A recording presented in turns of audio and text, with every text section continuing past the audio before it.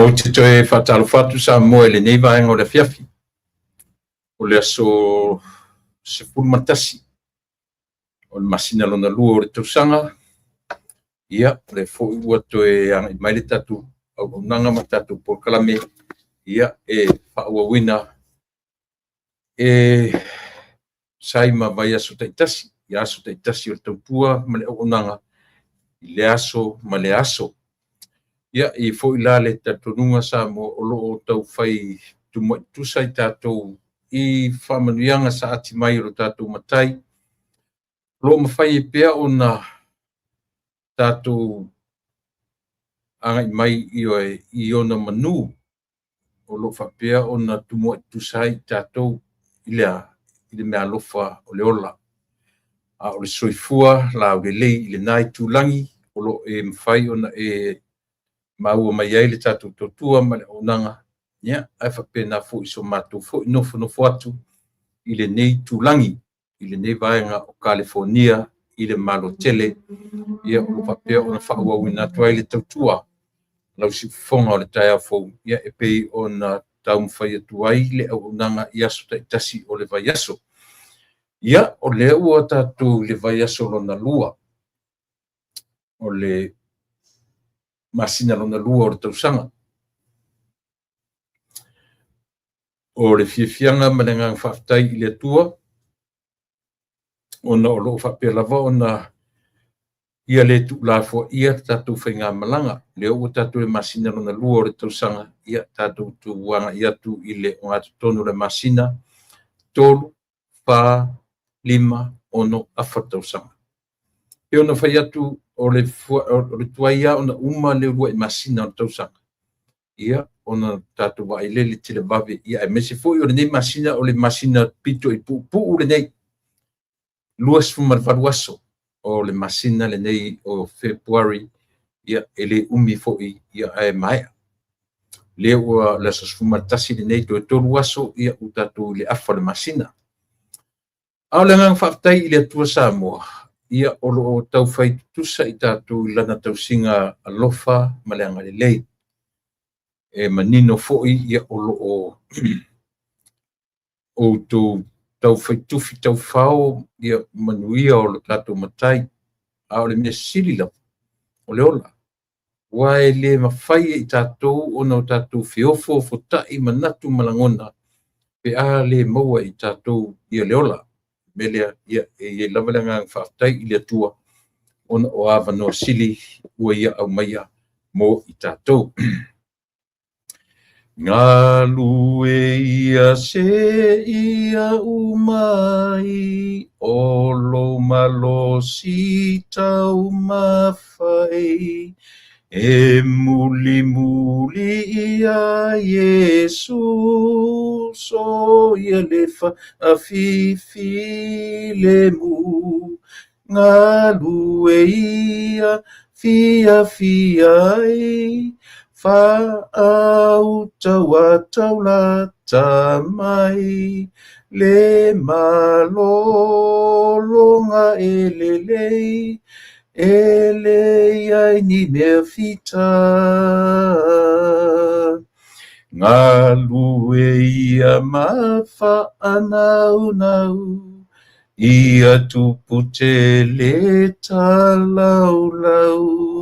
le malo elelei na ua o lo matai le ilunga ngā lue ia fia fiai fa au tau la tamai le malo longa ilunga ele ai ni mea fita. Whaftaitele le tua, lo mātou tama alofa ma le anga lelei. Whaftai I lau tau singa I le mawai I lo mātou ola, auria manuia ia le o ngā tutonunga le mua o le neiva aso. I whi au mga aluenga o mātou whanau I whalea onga, I le o atu ma le tuataliu mai. Aua mātou iai le tū lao le afiafi, ua ngoto atu le la i lenei tulalalagi ia ua toe foʻi o ninai minute o mai au o le poisa e taʻoto i foaimoega momoe ma malōlō ia a o le tatalo lava ia tamae e le mafai lava ona pesia le gaga faafetai ona o lautausiga i lo matou ola i so o se mea e leai se temi o oge ai matou i mea ai pe leai se vainu o maua leai foi se temi o matou feala e le taeao faapea ua leai se ea ua le mafai ona o matou manava a le gaga faafetai lea faafetai tele lava tamae i lautausiga i lo matou ola faafetai le ola ma le malosi faafetai i lenei aso fou ua aulia ma le manuia faafetai tele ia i le faaolataga na e tapena ia auā o matou tagata e ala le maliu ma le tuetu o lo matou alii faole faafetai tele tamae ia e valaau i laufio mafutaina i matou e lou agaga paia tautolua se tautua ni mea o le a mafai ona matou faatinoina e fai ma mafai ia viia laufio ae aua lava o matou tagata ia faamagalo i matou o le atua e faamagalo e galo e tele toe manatua o matou sese ma le faamagalo i matou le toto paia o e keviso lo matou alii ma le faaola o matou o le valaau e amene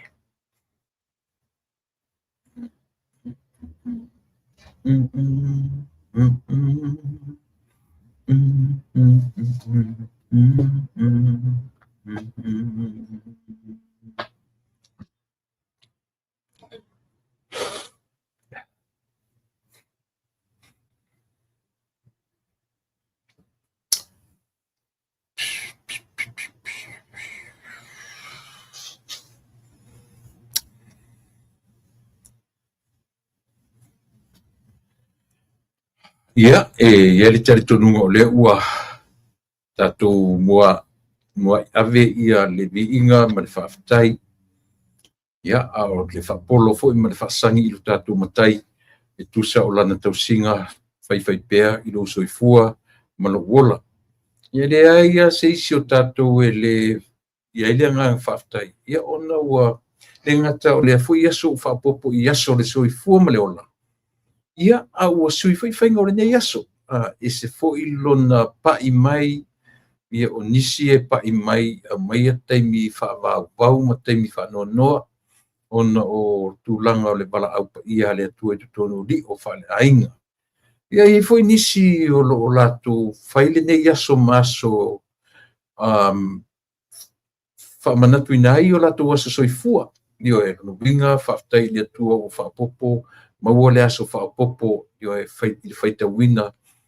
o aso o lo tatou iai luga o lenei fogaʻi leele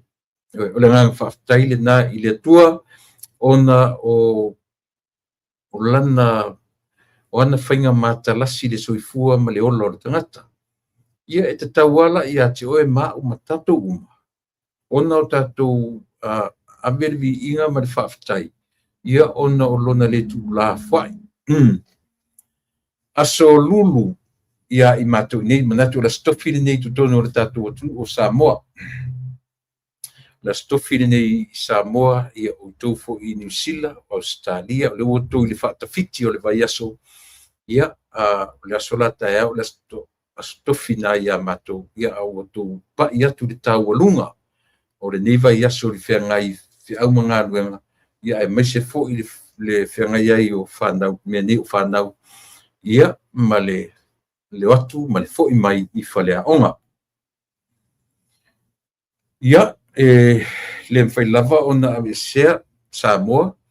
le gaga e mafai ai ona faia o masui o le tautua ma le auaunaga le siufoga o le taeao fou i le lana polokala mea masani o le lupe faalele ou te faatalofa atu ai Samoa i ona tupu mai iou paia usā maufaiga maia io ana mua lava si o mai le temi nei ia si o tatou o atu e lua ia i le isi auga pulaga foʻi o le a foufou mai magaʻi mai ia se taimi foʻi le lumanaʻi ia tatou tuua le lalolagi nei tatou taumavae atu tatou ese atu ia ma le lalolagi nei ia a o lo whanga soro mai pea lea unga tupulanga, ma lea unga tupulanga, ma mea o le atura mai a o le tuara vai e te tonu iei oe mau, i o mai ma watu unga tupulanga, e tu mau lava le atua o na nafi o le aso mai wa. Ia, o ela se si ale langona se nga whaftai, tatu te tau whai vi umalava, ale meu o tatu mau tinoa, e le tu mau le soifua ma le ola. Ia, o lo o tatu o iai i le teimi le nei. O ala wala meu o mawhai o na tatu o mori ma wina le teimi o lo soifua ma le ola. Ai, se pese fia tangata. Ua maua se me ai, maua se malu e malu ai le la, le paolo, ma timunga. Ioe, ole ua mofo i sina ata, whanonoa, ata, whanonoa. Winga na o soifuanga ma le ola. Ioe, e le mwhai lava o no tatu ese ia matulanga whapena Samoa. E ao o no tatu manatua, ia le anga le lei whai pea, o no tatu matai. O le li o tatu ainga. I lau wawai atu i lo to lua, ma lau whanau, ia a whaifo i o e wawai atu ma mau whatasi ma meo whanau grandchildren. O se whiwhianga ma sili, o se whiwhianga ma tango fie, lo wawai atu i le lo lato tupu ai. Whato ata tau loa i fwina, le sawa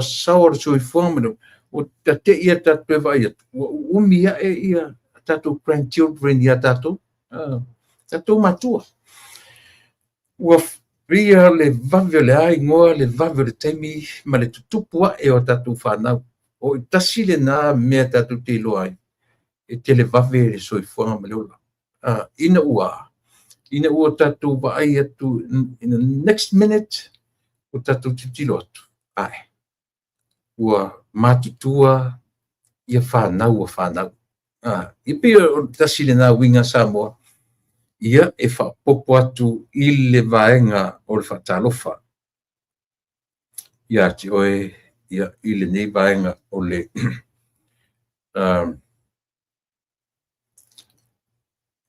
o le soifuanga ma le ola, ia ma le lalulangi o lo whapea o nau tō amawai ma o wolai. E whai pia lava lau tala i le vai aso na te nei ma lau whainga malanga na luatu i tonu New Zealand. E fau lau wa aile me fōrele o le so o fale o Samoa i se siri. Ioe, so o fale o ainga Samoa i se siri i tasi. Me se lava le ai o mangele, ia pi tele o Papatoe, o tahu, ioe, ia o Waifoi, o Manukau, pe o ngai siri sumai na tele ina o feru e mo ta whao i le vai aso tasi ma awhare no i New Zealand. Ma o moni mawinai ia le meo le so o fale. So o ainga Samoa. Ioe, tui titia whalima ale ngafui e va i se fale se tasi lua Samoa. Va i se fale. Ioe.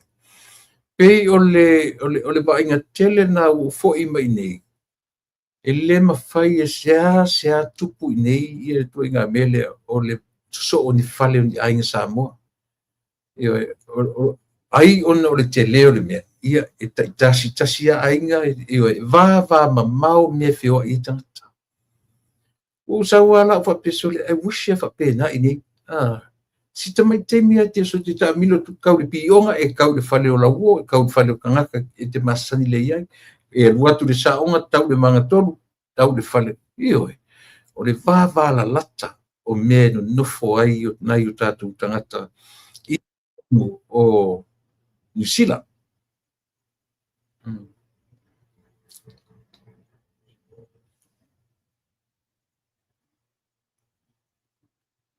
Ioe.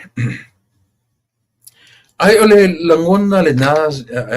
e nā o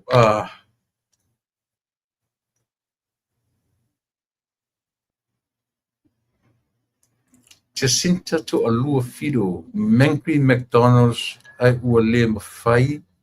na whaatalo whatu I lau sunga. o tōren tatu whetau i le McDonald. Jacinta. I langa i tangata o le whaingtafu ina urua. Pōni Samoa, pōni Tonga. Ia e. Whaingata ta alofa uso tia. Alofa atu. O kene. E to te lana i tangata Samoa matu whetau i le McDonald ina i whewho i le i Mangri. Au te mafu le te uta whai atu ele Samoa le Tonga. Ya le ala pi fa pe ma Jacinta ia sa filua ina ia eli pai ona fa tar fa mai ia pe fa tar fat io e ai o si me fo le na no sauma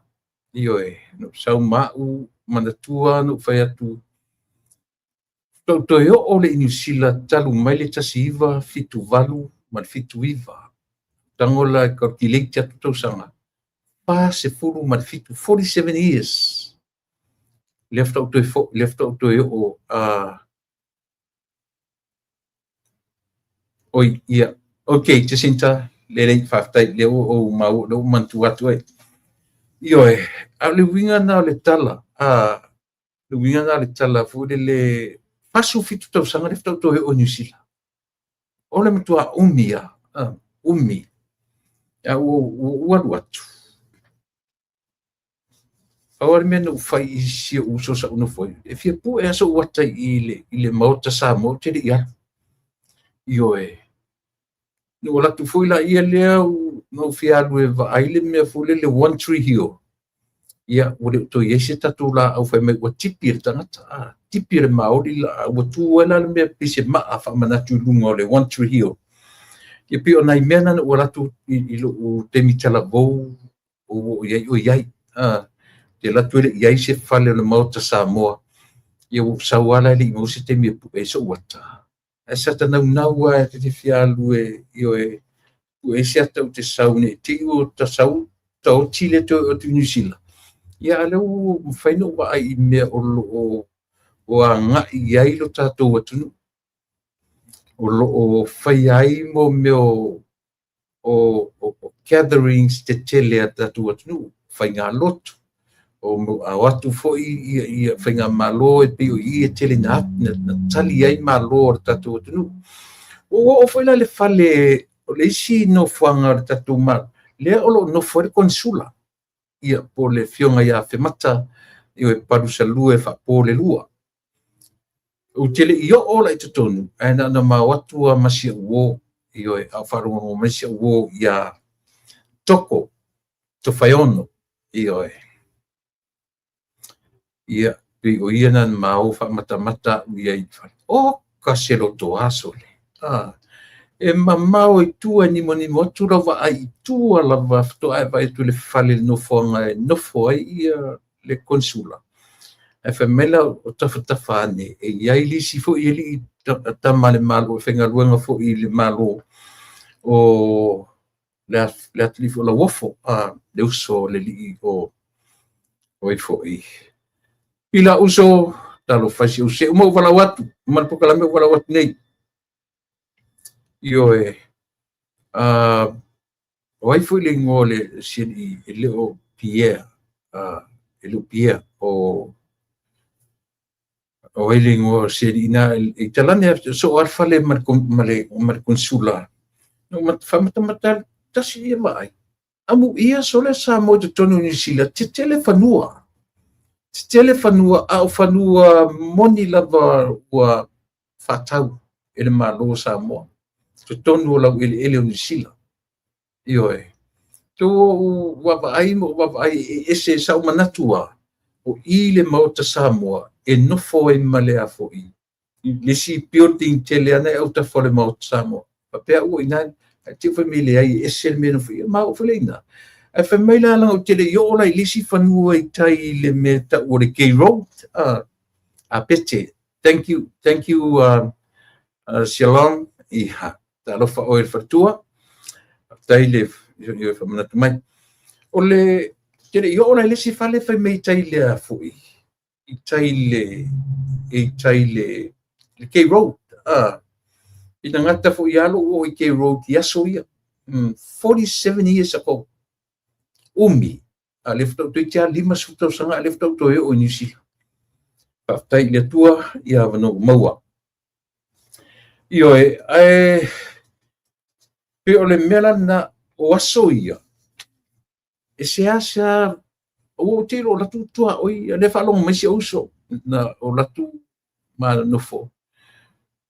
O ana nepas sa mo le sipito, tonga le sipito sa mo.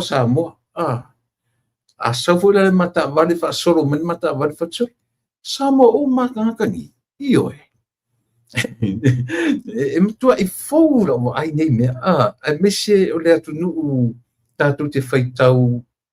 o atu nuu o papalangi New Zealand. Anyway, ona ua paufu I lava o le mea ua tele tangata o tātou atu. Lau I Samoa le atu. E o foi la I tāwale. A ratu neli mata vale man matu ainga mate o atu. I lungo le au wala. I nei. O fatu le latu mata vale pe makio I lalo le street. Ia pe tu se moli. Fatu la lau tala il matu telo o New Zealand. E kura loka ki kilo kwa ilesi ka vale o Samoa. Kilo kulesi kura ka vale o Samoa. Saura ka vale mai ilesi pito Samoa. E vai tu fafo o fu a Samoa fu a tom pe o nai vai fo. Manaia tu se o lea mena le no fai atu o New Zealand. Is our second home. O le ainga lona lua. O le ainga lona lua lea o tatu. Ai mese tatu mai le malua tutu tasi. Ai mori mawatu ia te utou. E toa te latu sa mo ni Amerika nei lo New Zealand. Toa te latu ia sa mo ni. Ai sea e va ai ni sa mo. Fo te vanga ai nei siri. Ai o lunga fu wala sea e va ai ni sa mo I lunga la wala I tamali. Ona o le te leo le tu. Alan Fatro tala te leo e toa te latu sa mo I Amerika nei lo New Zealand.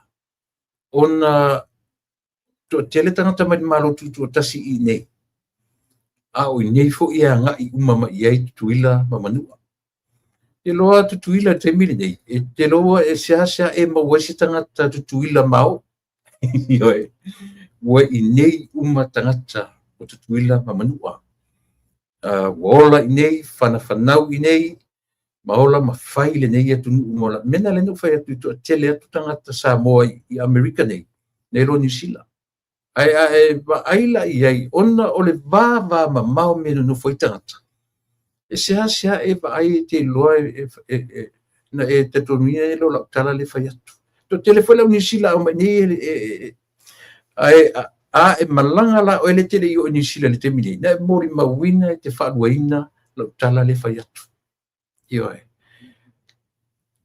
O lungo le awala e titilo te au tafa rau vale e vai atu au tafa. Ai wati ngā talinga o si uso na ma no foi. Ai wati ngā fasuri.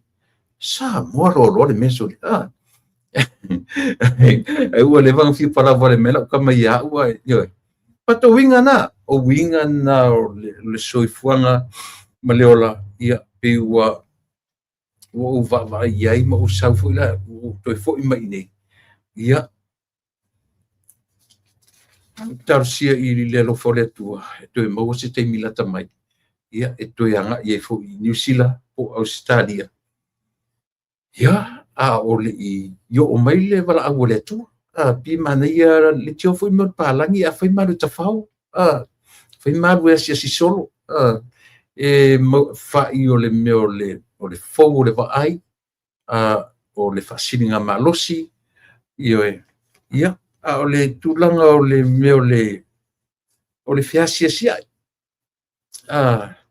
ia o na ia wo na ia wainga o levan matu na ia wo matu ta alo fatasi matu ile awale tunu fatasi o matu te fetawine ia o mata mai o mata fatai ile tua o matu te mawa vanoa au matu fiola. Ia, o le masina fou, o le masina le nei o mati, o se masina whaangarunga tai atia. O le aso ono mati. Le aso tōnu ale na toso tue loa un whare mai, ia ma ta oto e lolo fatu so masin foula ele to tele ni aso e a toa i ele tausanga ia talu ona o mai fo ilea vaenga whaingata o luola mai o te manatua le aso mati o le aso ono na admita ia au a le aso se fumatasi ia fatu am fai e loa o na failo operation failo io e ia o masin fo na lusu malvalu ia aso le nei masina ona le toe mafulia ia anga ia tu ile masina fo mati a pelila me yuni sore afa martausanga pa afartausanga o lele ilonga le tenenta tunga no fai Emilia ile ai se me sili sa mo malenga fafta ile tua ona ua tatu dia fu manuia ia na fe se ile tau fe se ia so fe se ile kalena se o tatu wa tasi tatu tangata o tu tangata soifua tangata pe omi on tatu fe yo vala o le meta ua ia wana i oi ma veo mai ia pala foi le vala au le tua ia tatu ane sili o tatu tu felo ai ale nga foi la io nei me o penga te fai lang e te mai mo mai ia tia o faita watu e to comments ia o te mata fo i ni auto io e sirta o nei mea e sirta o nei fainga ua mawhai o na whaamanu i nai ia le lalolangi pe a fua i lo taimi ia fua lau tupulanga ia ele se ele whaftai o leo tatou maua mai mea nei i lo tatou ngā tupulanga wa tatou ngā tupulanga ele se ngā tupulanga o ni mei ni social media manim ai whaftai o tatou maua mai tusa ole ia tatou wa ai nei la ia tatou whanau ia mea ia e makautia ke le vavave o tamaiti ia o la ua whanau o la whanau e tō lima e pi ua amata foi ona ioe pe ua amata ona tau whasurusolo ina behind foi le latu vai au tamaiti la whanau o la whanau le tutupu ane o ka sole ta fiolai ile sawa i mea nei sole no winga no lo ano no fale o mafofofa pesole leo la ngai e awa i mai a lea tupulanga ma lea tupulanga ma mea e fua ilo na taimi te mana tua fo i alo futo ua o mai ile nei atu na usau i nei to masalo o torsu fa ile torsu fulu torsu fa tosa tala voa se savora nei ele ai nei meu o ni cell phones ele ni cell phones ele umiala no nei ai mawolo me ta o le ia talofa pesita ia feta si uso fa fetai ile atua o ta feiloi uso fa fetai tele la fa fetai ile atua o mawole ava noa ia o latu ta feiloi ta fusi io e fa talofa io tele mea le lei tele mea o ngana o maua mai i lau fo i nango lau sungo al whaia onga whaftai le alofa i le atunu whaftai le lango i le malo ia mau whaiva fo i olo whatino ane ia o le fionga ia peseta ia feta matalasi ta urole sua fale e mantua lotu e ua atu ma whiloa i maleuso ma fetaui ia ma feofo i langona e whapia fo i laisi na ia uo ia matute ia leota io e tui vaisingano ia whapia fo i tamaita i o ai fo i mua whanua tupai first time ta tia ia la leota langa maola whatasi ma tupulanga mai Samoa io e na ma mi valia mai ai Samoa io fai mi valia mai Samoa la Haiti ia au samata io tupai ia mo fanua lefto ama filua i la malangatu le ia maliota peseta le ia feta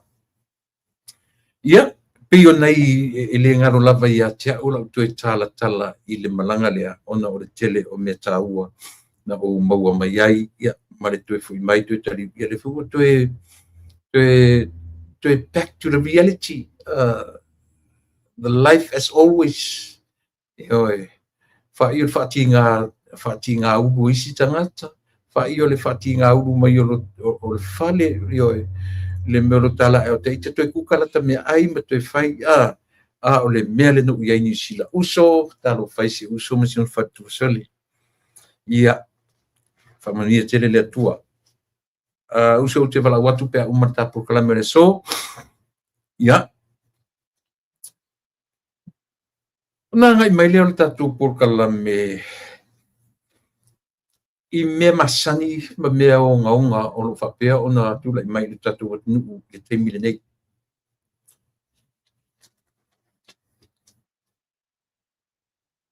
le so a sofia le nei sumatasi ia sumatasi o le uva ia tu ua manao I le to ino o tu le pa sailele e fai se komiti su o le va vo le va le ana spentai le fia le ana fa pe na fa tau 21.5 million le ana fa pe le tala na o le vanga foi le Samoa Ports Authority por spa na o le vanga na le pe to eta mo fai le pa le mia ele o se vanga le vanga le al Samoa Ports Authority ele o la tu te tau na o fa tu se va io ai ele la ngona e pe o le e a foi e o mai la e to ina le o tu le pa sai le na mana tu le pa fa se komiti su e sa ili le tupe le 21.5 millions le ana fa pe ua fa ale ole to e fa tara no ina le fionga le li pa le mia le ai e o mai ale va ai se to e au talu ma se to e tausa ili mo ona o le ua e o fa ia le fionga I le sunga tu le pa nei fai foi le tala which is it was true so ele tala fea ngai le tu ai nga va ma le vainu ma le so wow le vainu ai mese o ta masani la foi o sabe o te mala malama le meta o le vainu ma le so wow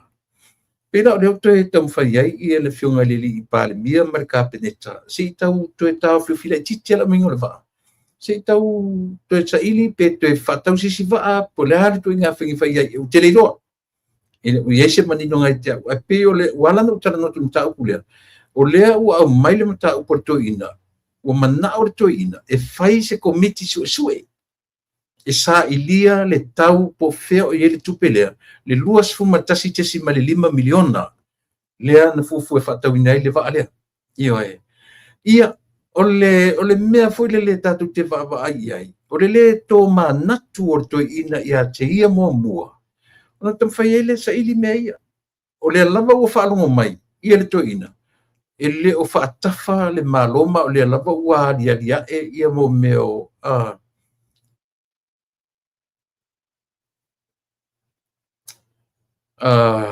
le ai Sonia le lani Stanley le ele o usi sai pipi o le sapa pali sa vai ese sai pipi ese sapa pali Sonia please ya low please ya faftai le na ele ai ala manatu le to ina I mea le ala na to lau mai nei le manatu le to ina le misela le manatu le to ina I le COVID-19 le manatu le to ina ile afoi ile tupe o le lakapi le manatu le to ina ile wafu foi le satitoa le manatu le to ina mlaiva le la foi le ngore nuna tu le mlaiva le ya le pata ya le manatu se maumia se mau mea sa tatau na fai ai mea ia sa tonu fai komiti sa e sa ia. Ai se vai ile nei a va ale o so to ina tam fai ia. Se fai se komiti su ia tia vea, thank you. E fai le o I pe e le tatu te fa ai te li ai. Mo le so lava ia. O te loa. O le tele o ni mata upu onga e fia tala no i ele tatu tautua ma le tatu o nanga. E au pe o fa a mata pe o tau a mata malia tu ni mata upu lea. Ona o le ta oto mai le tatu forensic audit. O lea ua alia e mai le tele o mea. Lea ua na o sita mai vaenga le na o mai le fionga le minister tu pe maua. Ia le fionga ia paunga tala le. Ne sita mai mea whapea. Sita mai vaenga le na o mai. Ai pe o lenta tu whanongolongo le fionga le minister. E le I matua e te le e mafia le lipoti. Ai vai fora I mena o mai. Na o le va le tia vea. O le a fo I le ngore mea. On fat pui tanu malala. O le power plant I fea fo I fale la tai. Ia o le COVID-19. Ma le a fo I le ngo ma le misela. Pau na le 5. Na o le 5 out of 13 me le o complete e sai dinga. Ele fai ele se sufitu. Ma tau lia toru se furu mea. E toru se furu I vaenga lena ave e a foi e fai ye sai dinga ale o sau tu lepa le o fai lo mai tu lepa o tau I le pale mia male fenga malo na su e tu pele le luas fu matasi tesi male 5 miliona lena fata welva ia asa moai le atunu ue ia ele le pea ona fa manino fa malama ele fa pea au mai le ba le lava fa manino le fionga le pale mia e avatu le ba ai tatu tele uloa po le avatu the same poach po atu fatau si va a le tupe le to fai ia to ina sai li vai on sai mai tu le pa ia malau komiti su ia le tau sai li mai po le tau ai pe nga fatia e le va le la lingor va po na milua e le tau fai ngoi ia le va Ape le ala no fai atu whapesa mo o le tāua o le meo le toe ono sai mai toe mawhauwhau o le tele o mau mea le kai umanga ori taa ioe au te o so mai I ia mea o le afoi o le wha o la ele whatau le wha o wa umana whatau le wha pau le mea lenta whamanino mai le fionga Ile se mea le na le spa po le Samoa Ports Authority na whapupu o le spa SPA Samoa Ports Authority ile o se lato pau ale lato me fai o le vai ngā wafu tausia o wafu maturanga whapena ai le o te rei lola po na whiana o sona misale na o so I lalo le vai ngā le Samoa Ports Authority ia ma patau nele va Tatu on sai le titi samo hold your horse Papa Stui hold your horse on sai mai I le fa pe e o fa ngaina I la faina komiti su le mai le va fa tau le va ia pe la loifo pe e lunga teisia ia le tulanga o le fa tau ina va e mai tatu va e watu tatu waa e toe ngana I ai le fionga le pale mia ia molo tatu sila fia atoa ioe I se waa e siti ai ia whemalanga I ngā mātou I se vai I le waa o polu ma se vai lea o wa ai I au mainga mana tua foi le na au mai le fionga le I minister e se le tala sao tele lo mawhauwhaunga na o tala noa I au paanga fo. Sa o tele lo mawhauwhau e philosophy mai nei ioe. A le fo mo attack mai e foi e le li o le purotuma malana tama ina u whapea mai i le minista o tupe maua i le tau whamalama mai na o nai mta upu i o le a foi o le forensic e le miliona le tau na whaatino i nai su enga ale PTO e le miliona e na o le ono se lau io e ono se lau wafe pe ono se lau wafe mon tupu pe ono se lau exactly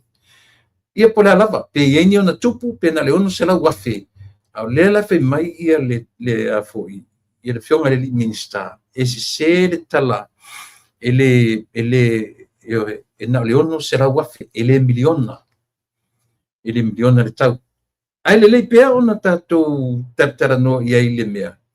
langa lela ua mai le ori ia fesili fair where is the rest of the money, where's the rest of the money pe a fape na le ono se fulu na le ono se lau wafe le lau fai mai foi purotu malatu foi le tioma vaenga langoina ia le HRPP a fai la ono se lau wafe lenga pasia le budget ia le merta o le a foi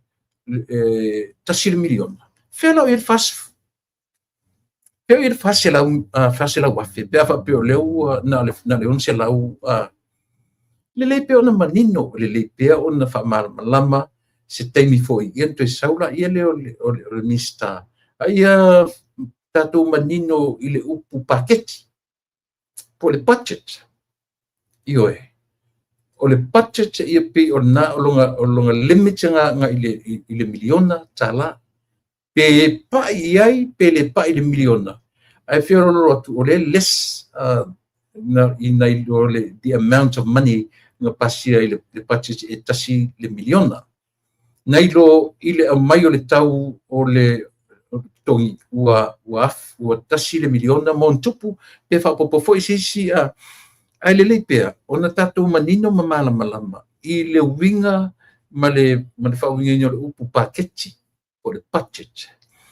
io ina ni vave tele vave oe purotuma tau fai io su se masai i lau sila i whainga malo ma le paketi le tasi miliona len fa alu i ia pe fatu tala on sa si toe fa mautu mai i le forensic audit ia toe fa manino len fa malama a pauna si utala alue va ai le ma tam fai te malama le wingo le upu budget o le paketi io le fa pe mai lo miliona 1.5 millions ia le fa pe la atu ala tuale to ingo me a foi ele o le paketi a pauna tu pe fan fa nga a fesili la o pe to fesili a fela with the rest of the money ia le na fatatali tai mo ripotim tai fa pena ele ma fai na tu au no ina le fai nga malu ai pena fai atu sai mo mua por le atonu le wingo le upu paketi budget pe fa fea ona fa onga ia fikas ia por le atonu le fetaui ma le fa onga ina o le paketi miliona ia pe mena a sai mo ia fa mole o to io o matafu ina tong ma mai le vanga le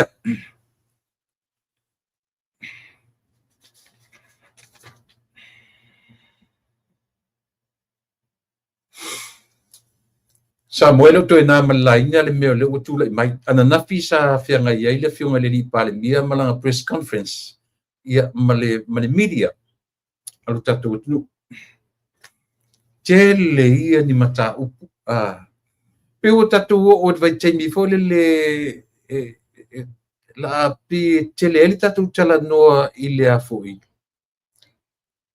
tele tatu tala no ile atinai i me fai ma fatino ina ele fenga malo io se o tatu va vai foi po anime mo ula vai le porca la me male o nanga si fonga le tai fo le mela o tu la mai langa o matutu malo o muli nei vai le tasi lua tolu malfa 5 au fasalileanga ia fasalileanga io ai langa tasile me o atu nei e fainga malo talu ai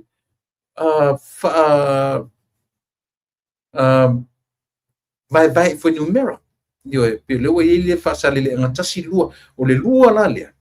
le ile isi telele o lo tura mai terminate le ai masisi o tole falongo mai ele o tau ia ile fai tau ma le tau ia le va ai ia matatu ese o malangona ese o malangona o le ua ia tono tau pule ai le pe on o fai lo atu tu le pai le ai lava ma se fe au asai le nga ke fa ko ai le pale mia ma le fai nga malo yo o e fai se komiki su e ai le tupe e fa tau ai le va pai sai le ia nga manea lu fai i tau fila titi sen sorfanua Chole lau tala noa tupea uia ia tia malau wa ai malau whaatatau le whai unga le kapeneta. Ta sile mea. Leanga o le foi lau feosofi tangata ni mwhai mai e whaito o tasi e le whionga le li pāle mia whai unga. I autou si la fia.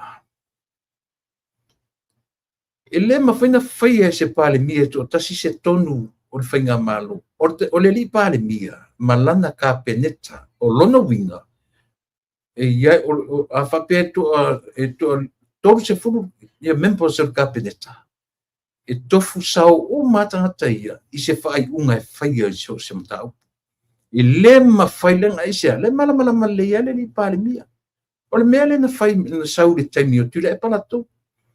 E mo ia e ele kapeneta i le taimi o tula e paia. Io e. Ai oro te mere fono whaaturo tula e paia na kapeneta ia au maito ngutu. Au maito ngutu e tu lautanga. Na lautou sau whawhai e to la lau ingo lautanga. Mena le na watu i le kapeneta i le vai taimi o tula e paia. Na le sau whawhai e tu tono le mautofono. Le ima se leo. Io, no, whaingare nā. E o lor te mila a whaile whono whapehatu tu lepa i au mamaito ngutu i a tia. Au mamaito ngutu i a pe tosol sipi o ngutu o tangata. La pa ue whaia tatu tala i tonu o pani mene. E le whapena la i leo te whalongo lungo atu lava. Pato a o le asolulu ana nafi. O le mae a i o le whono tanga al kapeneta. E ei lai unga whono ia na mai lunga i le afo. Le na mai lunga le fionga le li pāle mia. Le whainta tu whanongolongo le leia, o le mata upu i a whasale le anga numela lua. Na ou a vea i to tono le kapeneta, ma filita nganga i ai le kapeneta. Le ala e le whaiunga lea, o le ale whaiunga. Wa se i ar kao filima i a whasale le anga numela. Se mamanatu malangona. Ai pe no fai atu o le siu fafonga lava i o le tae a fou ma lau tautua ma lau o unanga. Se lau lima se furu pe se lau wiva se furu wiva pasene. Ia koe kiki alu se lau e po le ova wha amalilu se lau pasene. Ia le wha ai unga ale ka peneta. Ia le na. Whaftaite le mau mai Christian pachacha o paketi. Just an estimate of income. I leo se me fole leo whapea o le miliona la len fai le estimate sila. A pio no fai atu, tatu tali, si to e sau le ministae ana le mele, ian to e whamanino a tira i le, ua to te vavetulioso ma fesidi po fair where's the rest of the money. Well, le ala to e fo i tua i le vaenga le i le mata upu, ua avela e le fionga le li i pāle mia, i lana kapeneta, ia ma discuss le kapeneta. A pe na alu neva iaso, o pese atu le tatu, o nanga ma tatu por kalame. I le toe review e le vaenga ale ofisa o le lo yesili, ma leo. Wa la wailunga le YouTube atoa, toe faise review o le fono atoa lea na fai. Anu vai aso leo tanu amata mai le songfua, aso foreile songfua ana nafi ia ele futo le soni. A lea la ua tali lole le malo. E la ua sanga tonu ia le manatu o le malo, o le kapeneta. I le mea o tatau o na fai. Esea,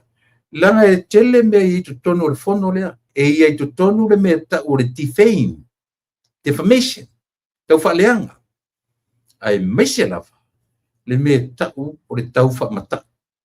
Ia le la unga ngana, ia i le fionga le li pare mia. Lea ua ngana, ia i le fionga i le li pare mia. Ma e ua o tari tonu foi la mia. Ele ai se sa moa ele o lango ina. Ioe, ia talu ai. Le fionga le toto ori. O le tangata e iwa i ai, ioe, a inga o le marito. Ioe. Ia fesili, ai faila na fesili. O ai le kametiki. O ai le tamet, o ai le lauli. Lauli ai. O le lauli le marito. O ai a inga i ai le pa ia man mamadu le sa fa i to filau. A inga o le marito. Ioe. Me ia sa te taua o na mawhau mo i ai. Ai le iso o na lalafo. Ioe. Ia le ngata la ile nā. Le foi na matu ile ngata ia tia o nisi foi vang whasara lau. Ile meo lea. Ile meo me whaise whainga vave. O a whainga vave ia tu te manau ia. E tasi ele whaawinga ar tangata ioe. Ata mai mata te tasi. Ele eise me sili o na vave.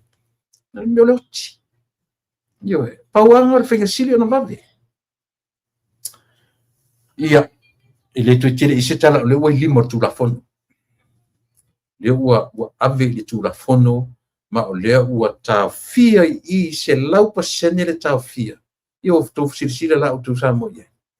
Le meo le whaatino ina le tangata e tōtasi.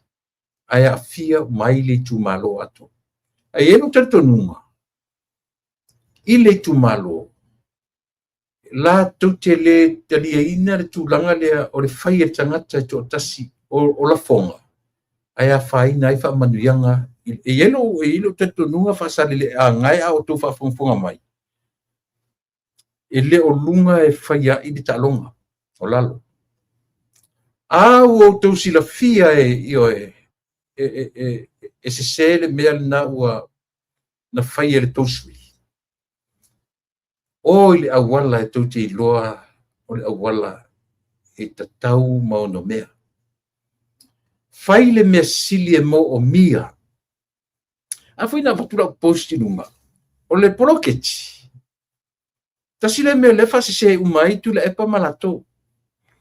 O le poloketi, o mawhauwhaunga na whaia i le poloketi, o mawhauwhaunga o ni nai tangata. E leo ni mawhauwhaunga e a whiai le vaenga whauwhaia le afoi,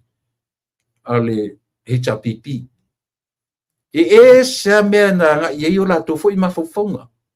E le i ai, e o whaila ina ua mai, ua vai mai, ua successful i le poloketi miliona. Fato a tau maua e ai o la tau mawhauwhaunga. O a mawhauwhaunga. Fato a mai e loa tau fatu le mea ka ure koula. Pelenga por pulenga. Pelenga ia malesi mea na la whailesi mea tolu ai. Tusa na la tau maua mawhauwhaunga na.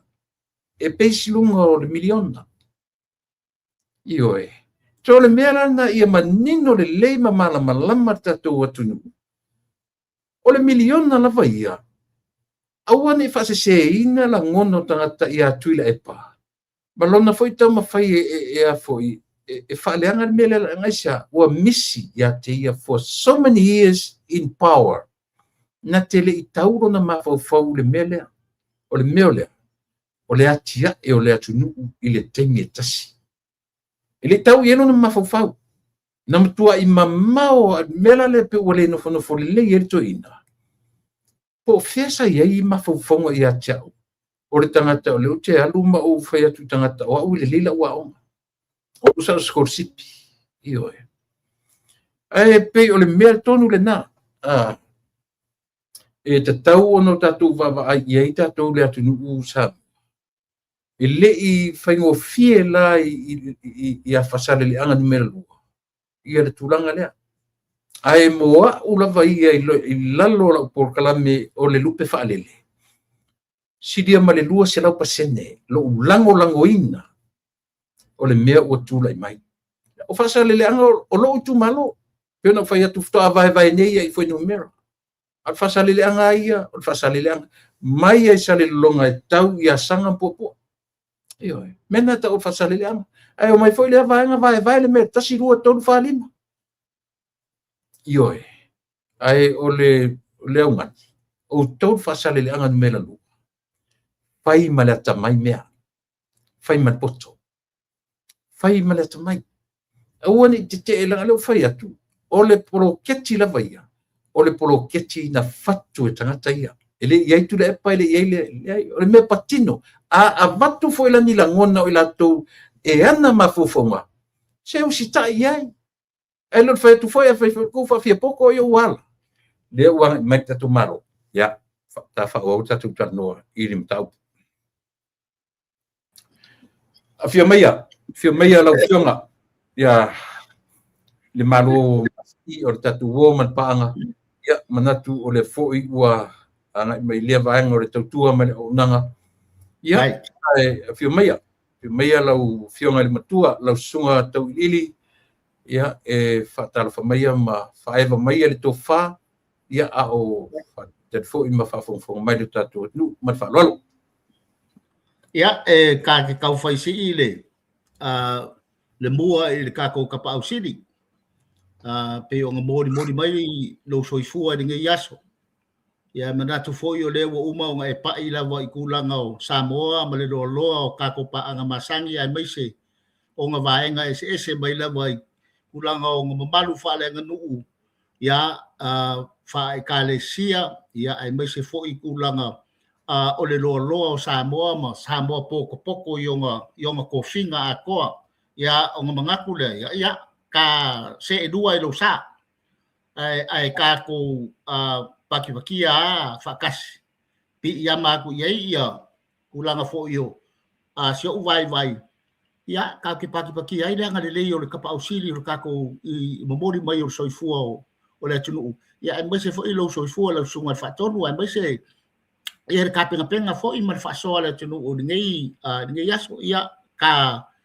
ko mai kasi de vai nga le ya ba ka ko kulkuli le kurkuri makanga ule le ufia tama tai o le ua seu fale mua ya po ua fo sisi fo le akwa sela le ngai yaso ya il fa fonga anga le tunu ya ngai le o manatu ya o le aka pi yama ia maka upu ya fa so solo mari ma lu flufi mal e pe o ngai kapenga ya ma le ya ma fa alo lo suga ko le pa malo faftai la ta a matai i le mata upu le te sau nei o le te aba wa yoi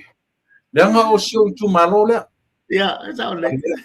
ai le pia ona ta nga i le fina ngalo malama ya le fa pe o tu malo na o tu ile me tam fai sufi ni fainga le manuia le wa mai le to na male laina le wa lunga penga langi mai mo uma manatu le fainga malo ile o se manatu na o se palmia le wa mai lalo le tala wa uma na fono le kapeneta ma wa mai lunga o manatu tangata to tele ele o langa le la vai sau le tau fa langa ile o mfea na malolo o le pule tu o tangata to tasi ta amata i le mele o iai taso fina ngalo le tulanga le wa mod mawina Samoa ile melea o manuia ia le upu e fai lo tu malo ni o le wa melea io manuia ya sa na melea manuia o i tonu sa o ile upu le ya langa o manuia o fasa fu atu mo tanta umo le petai o le ua manino le tala le fionga le parmia e pa u tonu rava ta amata i ta muli ta o tangata na fo o le fa moi e te langa no ina ia le me ua mai le fionga le parmia malana ka peneta ta fia fa se malo tu atu fa sale langa melua e whaia le mea ua lato roto i. Pai, whawhitai i lo sunga. E langa ka hauan ka upu lea, pe fo nga o e sa ngoa. Ia, o le baka upu ai pakingo i lo loko i whale. Ai a ka kuku fo i se siku. Ia, e a fia uma ia ka ko uma lava. Ia, waku lava le kulanga fo lea o i o le kumalo. Ia, me se fo le maka upu. Langa e onga mai o le maka upu ngei. E leo se maka upu fo le whape o se maka upu e ongo kalangoa e mauai se file mu pe mauai se manguia. O se maka upu pe e whaasala vei. I kulanga fo le lo mawhau ngā ia, ma kulanga fo ia o le kauma whai inga ia le pekia pe ka i ese kulanga o whaamanguyanga. Me umai e le vei kongon mele pe o ngā maka waku. Ko kasi, ko lua, ko kolu ngai mangaku fo le waku e. Whau ai se mea inga ia le pekia se whaamanguyanga. Ia pe le pekia fo se mea. Ia wa lima ka ai kulanga le maka upu e ha afia ai ma impact ai ia le kulanga le community a koa. O mea sa mangaku. A kongu e le kakao ka inga finga ngalo le kumalo i kulanga ia vaenga alanga leo momoli mai e ko kasi. Ia, fau lunga ma fau nga fo lea o mobeo ka fale, ma fau ka fale. I kulanga o a fo nge ongi lui kau pe fau o le malo, ia po le manga o lawang. E whakau nguu ia le manguia, ia ma fuafuanga whai mamao le malo i kulanga le manguia lau tele o kako kanak. So, e ka ua lan vaenga lea. Pe ia ngā e sāngoa. Ko kasi aka ngaka le ua. Ia, upu masangi le nganga whai ngofie masangi le tunu. Kasi ale lango make. Ia, ai a whai ngai ia le supo a koa. Ia a o ia vaenga. E le kei kupu. E kupu a. O ngā o a mionga lava whaaka ngaka soifua. Ia, e maise le. E kua inga fua por kiki. Le kele au kaimi. O ka ngaka lei kua por kiki. E whaasanga kongua i ai le alu o se kala. Ma se kulanga fo lea o se awa onga ma se maka upo e kaung kalango i ai. O alanga e le o por kiki le whaia be o a mi o ka ngaka lei kua por kiki. Ia, au kako masangi li ngei mea. Kako bara malama i kulanga fo i o le au. Ma le wa o por kiki a ranga fo i ko inga sai ai. Ia, lea kako i deko e kau whamakala, lea e kau ke mōri mawinga ke leo kaimi, ia i kulanga o le ngau e usika ia, i se kai fau, ia kumu i kulanga foi lea o le ika, o le fia kau i masui, o le vai maua lalo, o winga o mai a wha maua lunga, e ka o le hafifi kongu i, ia e whainga ka, e paule mea lea lofai, e alofa i kua o paka kua. I kulanga foi lea o whaasolonga o maka upu lea, ia male unga la lewo o iai. Kōr o pūlau na malo, i le sunga le, i la whiaunga le, ali para mia malang ka pengeka balong awa. O i kongua le nga kao koe foi ka ua, ka kou foi musu a kurkele o kaimi kau ke. Ia, inga ia, aua lava nge i koe ka ea le pola le moku mai kua. Aisea. Langa le o sa o le ku o le wa ka penga le ka umua o le sa o le tunu e le ko iai lava ia se ko makangi e se kulanga foi le o ngila pisi mai kua e ongo vai mangua ai fo longa le tunu longa wingala ya o le amakanga nga le me ka ko fia la o le ko le o kadia ka ko kai ia kelo fa kuanga e bodi kulanga o Samoa koa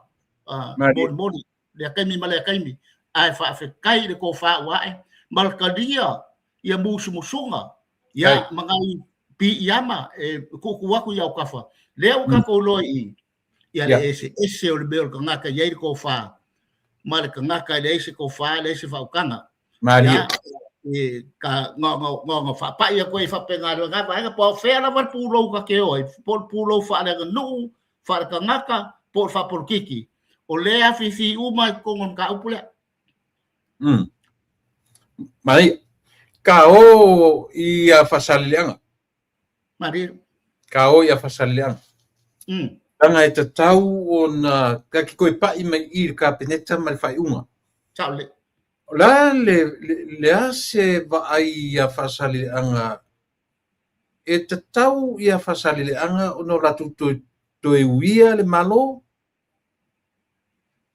ia pe latu te o nga i faise fasalanga o le ua mafuai na afia atoa le tu malo.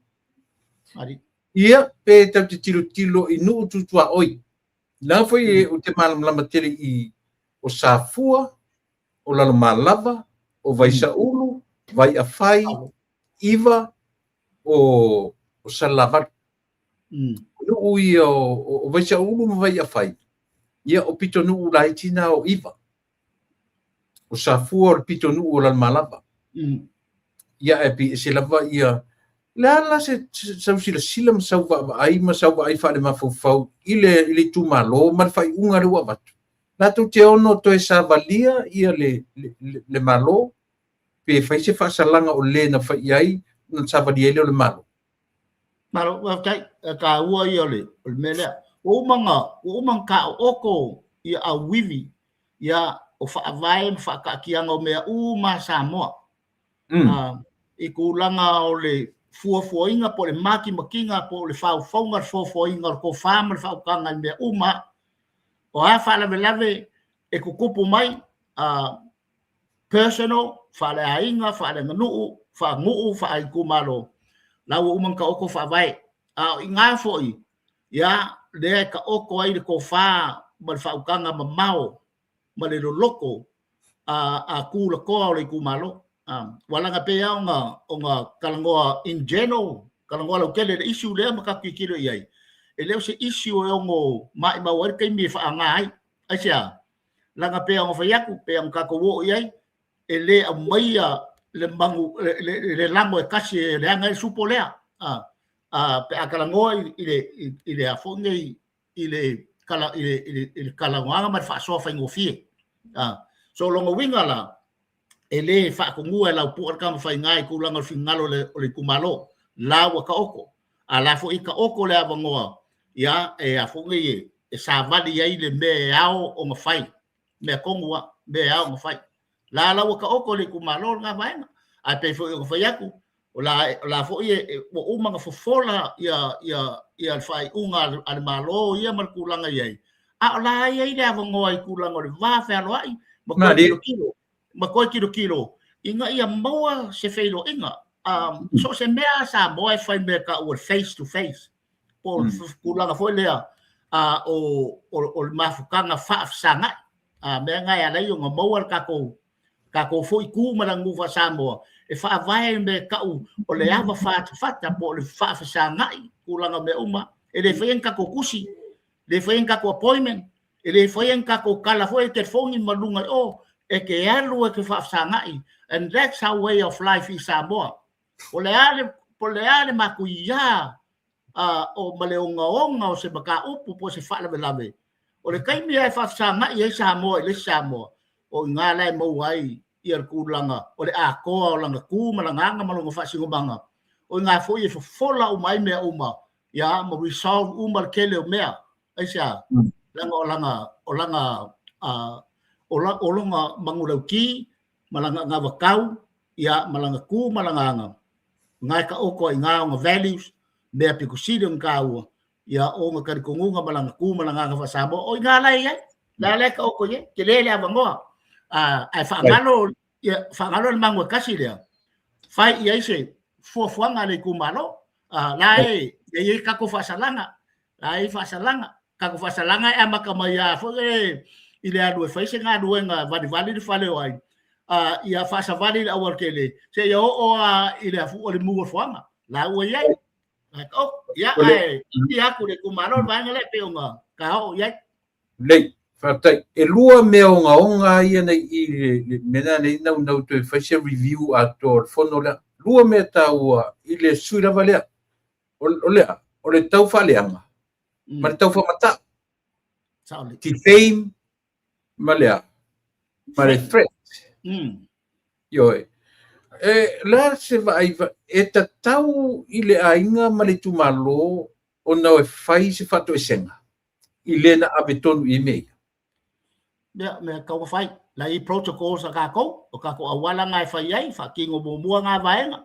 fai aku balesi vaenga ya fai aku balesi vaenga la fo ye ku la fongo fa palangi ye ku la ngo so nga ku la fongo ave yai la wo ye ka ko ku la ngo be uma o be uma ngai sa va dia uma awa inga e ka o ko se le songa ke le mo le lu mangai mo le ka ngaka ia mai si fo ka ngaka ia e pe kau buri ma kau ba kau ia me ale de fai ai o le sao ale mela ko i ka ko o langa de kau ke olai fa kingo me ko u mai kau mo fai a wa misi do fa pasi pe fa misi pe a foge ya ele ese le songa e mo o sa ko nganga me mo tuira epa male no wala len fai la to fono pe o le foringa mai au fatasi la tu te la tu tani na te au lela o mai fe au o ai lava le ku malo ki ke fa pasi la ku le maua fa manuanga ia la se vai fa de mafofo i tu malo ia o ta tauna to fe tu na i de mafofo poto man mafofo ta mai au le fai nei ta mai ta ngata le me ala e vali angoi le tu malo ato la sfina ole nganga kongu le e maka wa kwai o lo ko mo fai pe o lo kele ka fa valea i ko kongu Samoa e lesi Samoa o lesi Samoa pe ya la nga fa nga mai maka ko maka wa ku ka fa valea de sa u lalo fa malu fa porkiki le ka mo fai fa pong sa Samoa inga ia awang i mana malama ile ese sengo me ia lua o le meka o political leader le vanka o e mua ka kere awa ka o ngei fa bakala meka o political leader ese political leaders ese meka o spiritual leader po ka ngaka o makai ka ia meka o le mu o le kumalo fai lang maka upu fa porkiki ele mo fai ngo fiso pa o sa o ngale me wa kusa o le issue nga le fa valea ia ko inga ngai o ka ko ngaka e fa mai langa fa mai longa malama ili kai ana malama sa mo ile insight or me ka or porkiki ese o me ka or political leader mal me ka or community leader le ke fa ya ko aman malama sa mo me nga pera o kasi le pator ka upo kalam nga kuwa sa information inga ia ka mai ka ko mai ka le kulang alwanga le inga ia ko furi ka ia ko fa ba fa ka ngala tsu wala nga desi so kalangon mele ele o fa makala fo e kula e pale o fa makala le si ku asia ya kele lo pola si ma fo anga ba le uban malaban ma fo anga kula e pa ya o mga awa fa po gi sa pe ya le tsu o gi ban malaban le wa ma malaban lo o ya fe so fi me lo fa ya o le sa o le me aluaku ia kulanga foi le o se fainga malo e pule ia i langa implementation langa administration o sa nga le mea o ko nga pro keki po o aki nga e fai mo le community po voters e walk through the process e ai do mai ele ave ngungua le wo ubang kalango ingar kulanga fa bo o le fast i kulanga le nga kalu ai po keki le la ye swinga ave o ele ave fai ngungu sa kalango o do mai i ko kongo fongo ma para menge ia mala mo ele si vai ngal mala ko io vo i ma pasi le be o ala mo me ka au lape po mo me fo ngale au ko lunga e fai ele o se me nga le si vai ngale o me nga i ngaka ale malo government of the day e o nga le project i le faingo protocols ma le process o le implementation pa wal me fo ngala ko ku mai se la ko fa kuanga ale kalia ele se la ko fa o e piko se la ko por pero ka kalongo mo anga fa pese polo keki le se polo keki le HPP e o merkani ngai le ai ma sesi le fa se leo mani ya o le winga kongo nga le fa kalanga le e kalango ai pa le wanga le ka o email o le si le maka upolo fa pong sa pe ai ma malama ko ngaka ese me ka o political for issues, ese me ka o community issues, ese me ka o political development, ese me ka o community development. Ese la leader se la que ko ia o pe fo nga fai aku la makanga akong walape ia fai nga malo wa ave wa amaka fai pule ia ale nga fai amendment o ma fai la ko amendment ulang al bele nga suye o ma fai nga address i ko kongo le orfongo ia ai o i la ka mo modi mai i fa mai ai le ole original lava mele ai ele ole original e mo fai onga kadu e kangaka e onga le mea e au kadu mo me conditions re-amend ia kulanga o me konga fai pe a fai aku ia ngai ese me fa le kongu leva o me ala ngai ko ia au kadu ia ma ko ia just ma ko amend so any amendment ele fai ngongu o mangale ele fisili le mai fa moli yeah, that. Pese mata upu fa masinonga le poloketi ale malo lea ua sui ai e sailele le malo fa monmoli. Pese mata upu fa masinonga le poloketi ale malo lea ua sui ai e sailele le malo fa monmoli. Ya, de kongo nga de sa wela ku fisili. Bakwa kelele sa singa le se poloketi fa masinonga. Polokeki ale malo le e pule o le government of the day le wa ave ile le kulanga fo ile o le lako fo i kulanga fo le ka ko ingo le tunu o lako turn nei o longo wingala o ave o mai ka penga la ko mo le aki nga e o community mo le tunu o mela ngai pule la ko i fa vai ia kulanga a wivi ia fa vai le process ma le protocol e pule la ko ele pule mai skangaka pa wan me skangaka le foi o fa lo longo le protocols ia ma fa lo longo au lape e va ku ka penanga o le mele a fa pe yese la ko fa ku nga ba ia ku nga se la ko fa ku nga body pe ai o le authority a ko le ka o ko la o le government of the day o sa nga le me e nga fa ia ku ele ia ve pon sanga le polokeki le uma pasia el fongo moboa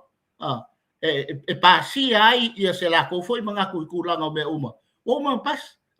so o bela le fai nei mele ka o le polokeki o va enga le o mai o va enga ka o mo me fonga le o amendment po o mo me ka o runga e kalu ko kiro ye se me fale kon ya sui barie ba inga ia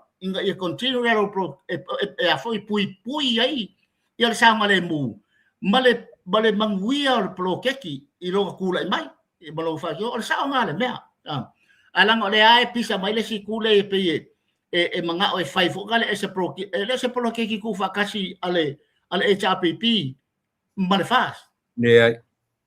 ai sa ngale mea pe mo fa yaku anga fa pe o ole malo o fa ole HRPP le ai ma se leo le fácil mele al sa como ngal be o le manga o ko inga ala manga o ko inga le fa vesi le be ai fa vesi aru le kai mai ngai ka ngaka fo gare o mai fai ba fo ngai ba fa ka umbo yo ngumba bobori ke le o fo ngai manga ku ai o se mepi ko sirio ngala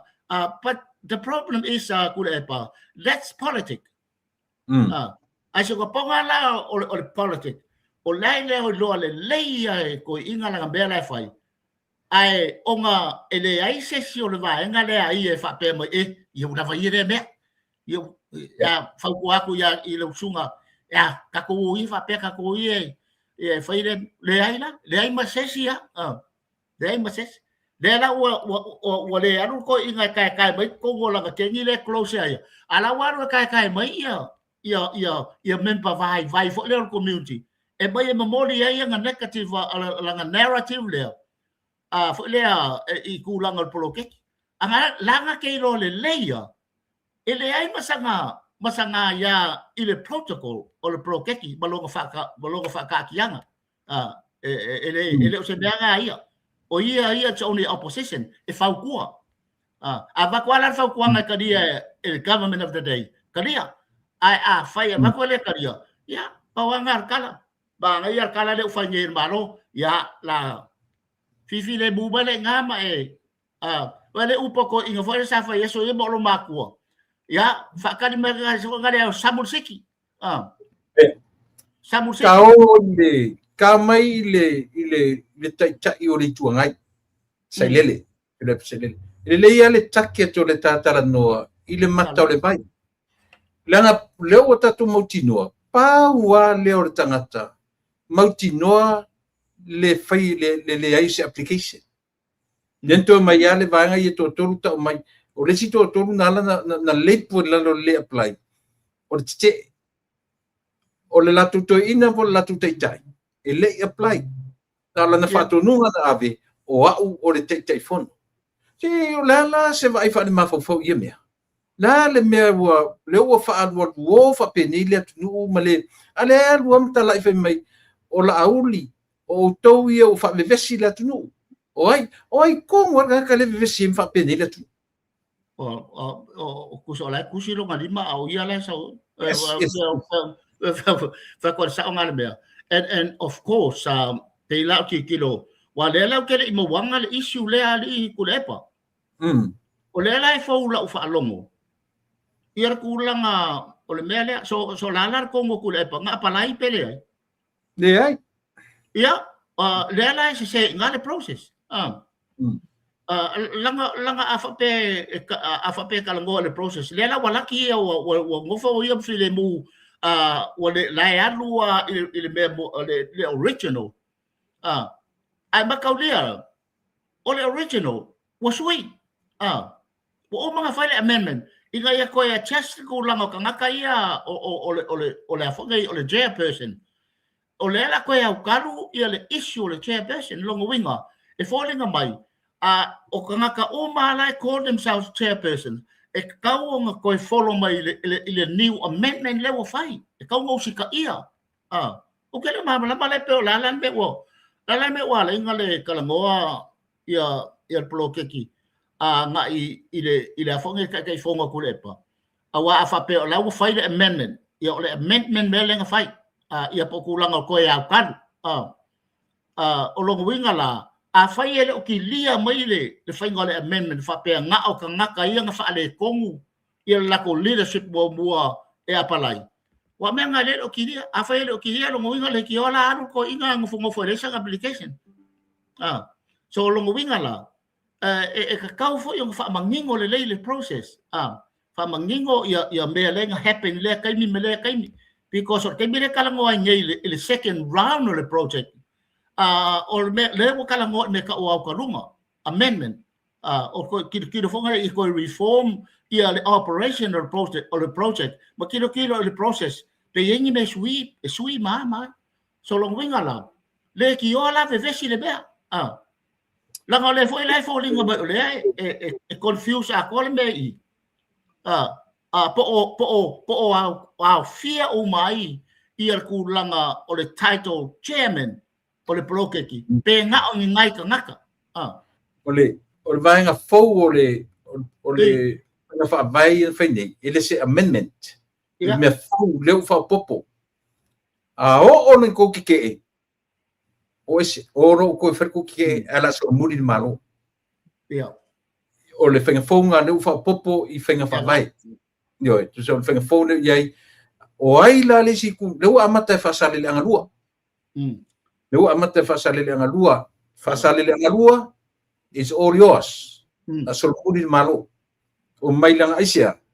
O oelenga sau fa leo fai as a spokesperson ani tu malo. Lelang fa tu yai i referi di pani. O e ko sala pule. O sole pule a mai ko ko foi mai le fastato pitai. Wale o mai voice le fai moi. Ale lau mai voice tu tono le fono le orona matanga le na orona leanga le na lela ufa popo elo i le fenga folia olea o ai le tu malo te i le proketi pule o tau soro muri le malo e fai don olona winga e ka kaulanga kilo i le pa taulanga kilo le pa i le melea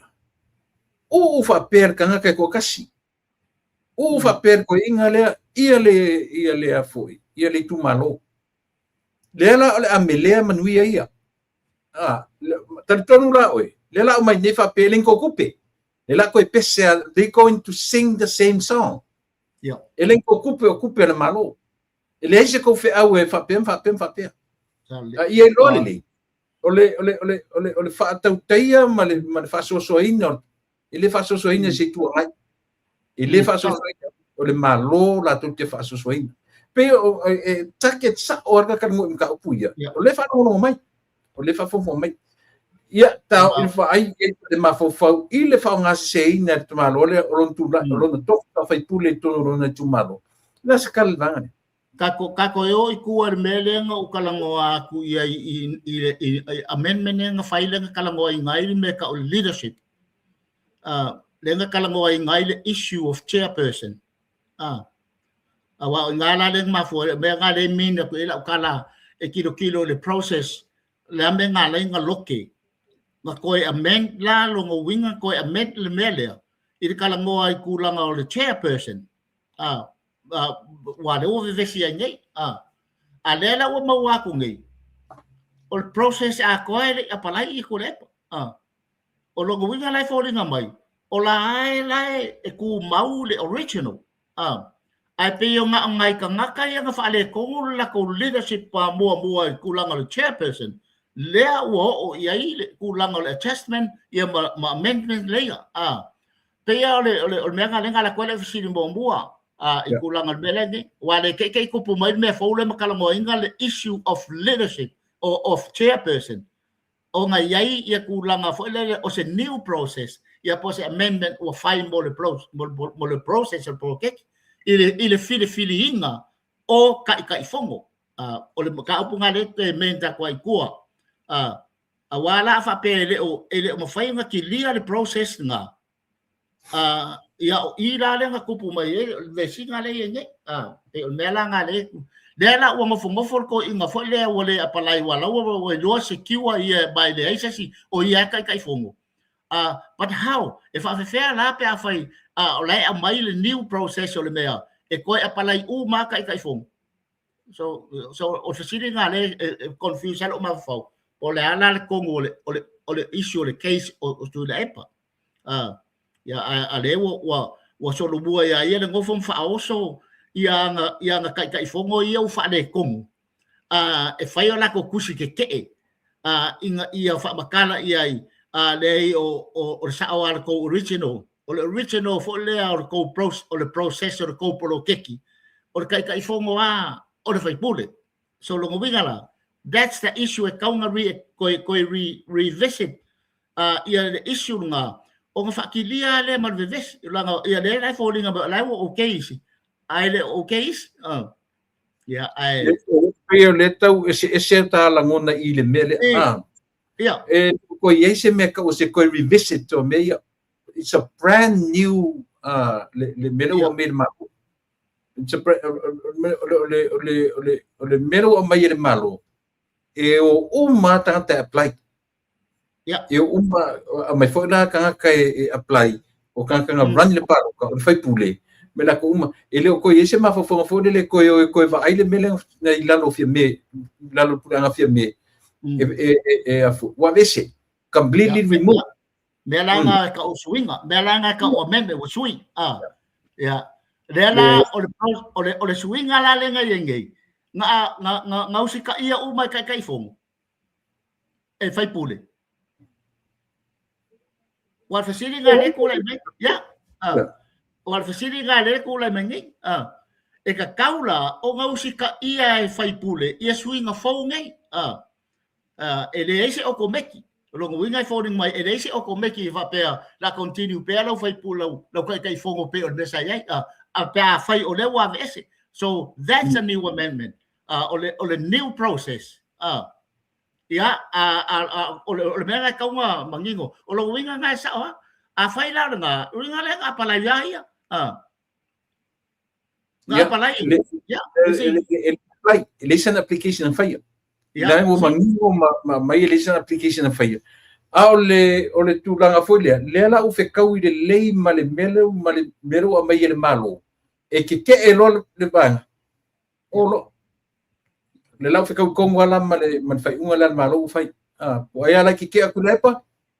oma ele sila se me ko fa solo muri le malo ia penso uma men ku ko fai te fon office dela o kako ka mu me ka or conclusion inga o kupu le vesi is winga nei dela vesi alela o conclude le po fai o malo o le mea la so ia ka ngakai ele banga o il process le ya fa sorry wefa I continue pele anu por que kila ko if you miss out longo winga la o le new conclusion nga po le fai unga fo la nga le wa dia di bangi fa nga malo mea nga le kau ke fa kai lo wa ka pele ko yo fo nga le sisi bea ka ko fa kai la le o ko la no va pensin il malo po e la sisi ka nga ka fo nga e fa la lave pe ke pe fo nga ke il polo ke ki well de la o ka kia mai le fa ai unga malo i kulang o nga vainga e mai kako fia o te matua i o fia lava u le te ilo ya o na se so la mona i le fai unga lo fai el malo el capinetta ele fiona le pale mia malana capinetta ele to e fa fina wina awa te eloa so muri malo e fai le fina ngalo o le tu malo la tu ia bakwa se lau pasenge ele se lau pasenge dua se lau pasenge kusa wakapo la e pa wale la ngona foi le lau fiona le matua o loka fina sorry ile tu malo io la le la o fai nai tangata ai a fia mai le tu malo ato na ia asi ko va mai pe ko femme foi o le sili na foi ngata la o fiona na sunga pe la sunga tau diri o tu malo foi si fale ton yes o tu malo foi le la o pe o le sili me pe o ko o mai lunga ia isi le ko fale ka ki o mai le ma ko apply ai sia fa pongisa tangata ia la tu malo ele mala malama tu malo ia i mea la tu fai pule ia na fitfili me fai le la u fa lo mai o le o tau sa o tu minister nga mai ko ki fa ali mai o ko fa fia poko ko ke le mai ko ki apply tu mai fa ali mai lo tu fai mai fa tonu mai o to ia na malo o iku malo la e ka kam ko fongo ia le beles fono fa pero matai o le tu malo manu ai le la le misi ma to mele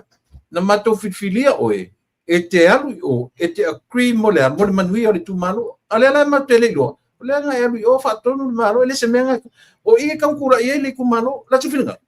o ta ko nga le mea o le process mo nga do nga fai fa tas mani e ngadu lue fa kasi ia kulang le kumalo me kongwanga fu ngale kulang la ufi ngau nga makamai la ufi ngau kulang le involve ole awadi ile ikulang me maka upu po me ka o aki nga e fa community ole makwade fe kauia ole ka yo se political leader iko kongo se me ka o se aki nga e fa community for community development e makwa le fa ipo le luar nga ai sea o le meka o political leaders ese lang agenda ese most lang agenda it's very personal a focus yang ia that's why la yonga iko kongwa ka upu fa por kiki ele ma fai yung fai po le luar nga ai sea o le kele o polo keke fai mo le community e afa pe e manga o le leader political leader po le fai pule manga nga ke holding le power le bella e o manga focus a ko mo ia o le attention a ko ia ele adu nga i community adu nga ia focus ia mo ia manguia mo me o ma o le power a ko e control lai le project le e ka kaua ngā laku I lalo au ai sea, because I'm the political leader. But that's not a political project. That's a community project. O le se ngā o leaders e lua. O me whanga le pengo whai aku. Ka rusia le whafonga ma lo, ka waku iau kafa. Ka uru. Sau loa sesi amendment o le a whai lesi se furu kausanga. Wa le koe iei mas whai pule involved me le. Ai sea. Langa ese ia le focus me ka o political leader pot whai pule. O langa agenda, it's always politics. It focus mo ia. It's a very selfish for their agenda. Focus mo ia inga ia ku mau pea ia fia ka ngaka ia nga ia. E mga kulai mai. E a fonge control ma hold the power. Ia ma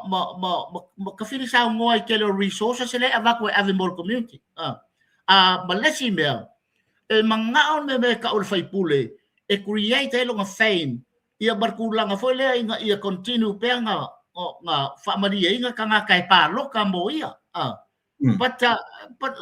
that's a wrong fungale concept o asia o ame fa nga fai pule fai elang campaign o be community o be ma loka kalau tele afia fai alang langa campaign wa inga ia kungu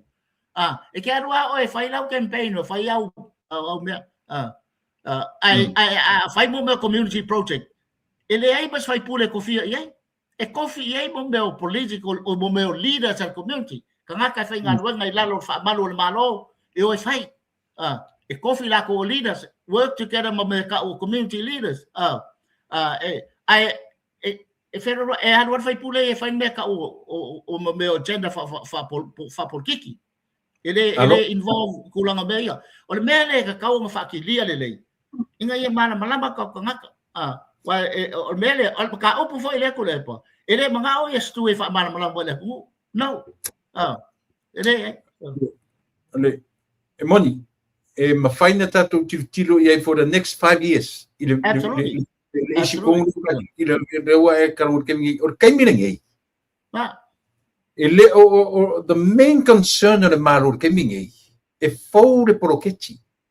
o le mela lenga apuki i le fase ka i la ko onga yele popo lenga ia pe avaku fo insi o fo e ka kilo ia tonu o community lava ia o le popo lenga e fou de proketi se pure le trust i tangata mai tu malo ona fato am faile tatu tilo ia I ni tangata foi o community la ko te fono but as for now ele te tauna tu valina ia le fata tau el malo ai o te tonunga la mele le ona manatu ia ka peneta le fiona le pale mia marka peneta e o mau le mele te milene se ia tau se ia tupu le trust I tangata la tu te fai le mele Langa ole foi la ia tu le pa mana foi vai. Ole na nau la te fai le o te fai te telefono. A po lenga le maro. O kangaka nge o pu ele me. But ole ke lenga langa kusa foi la pe ki fast. Ai ke laku I sili fo le fa maongi fai o mele. Ma sili foi lenga lenga. Ole ta wala I o ka ko por kalame nge. Ioi. Fai foi o ka ko vai le lau ke lenga o ku malo ka ikasima le la ko vai la ko sui le mai ko na la ko ka mo fai le upu la to sui ole pa o levan ka mo fai le pa ia ku le pa sole se le fai fa pe ele e salo pa le mia ka usanga fia langa o ele ke representing ka ku malo wala ba ku yanga me fa valea ka mo fai se me le e ke no ko pa le mia fai se me e kere ko finga winga e salo ko ka fongo This is a total different thing. Ile ka kaunga so mailo poko nga ke poko I. Langa ole pa yanga le property le, the property le pa o sailele. Ele faina ele kumalo, nga ku fau mai asa ngele papia. E so langa la ele afinga ole pa. Le afia mai si kumalo su fai le la mai ka fike. Le ala o fai le malo mele. O lona winga. Fa pia ngai mai kumalo ia I awa o fai ko kai. Ele la kuku ma ko lango le malo mele or ka wa yo le or mele kaua pe ang fai aku ngarua ngai fai fakas ele fa ko ngua la por ka fai nga ya por kulanga for kalangol manga ya mal makapia ai kaua ia ku kualalo kaua kilo vai ngalea au fo ngai fa pe ya malole ua fai nga po vai manguar kulanga ole la ko kai fa fai pule i kulanga vai ngalea au fo ngai ngofo ai fa pe ua ngakai i le ai o nga busu-busuinga oe i le kofa kamai ma le poko i kulanga le kofa mamao ma le afo nei ma le whaaukanga lo loko ia lai ai mea kau whakingo inga ia kulai mai se kulanga inga i kilo e whafo ia whawhikau lea o alanga o le afo nei o le kari a koa lai ngofo a makangaka o le kumalo o le kari nga lai ngofo malako ape o le nganga kongwanga me vanga kulanga pe o fai aku ya e se ana o ri le langa o ri le these are snakes ka me politicians po fai pule these are real snakes e se la ko agenda awala vanga e fa pe o le leos fai po no ke fiu e so e se fai pule honest la langi nge ke le mo because o kai mia e politiki ar kangaka ia o nga fa vai o nga fa pu lo le o ngifo fa politiki ia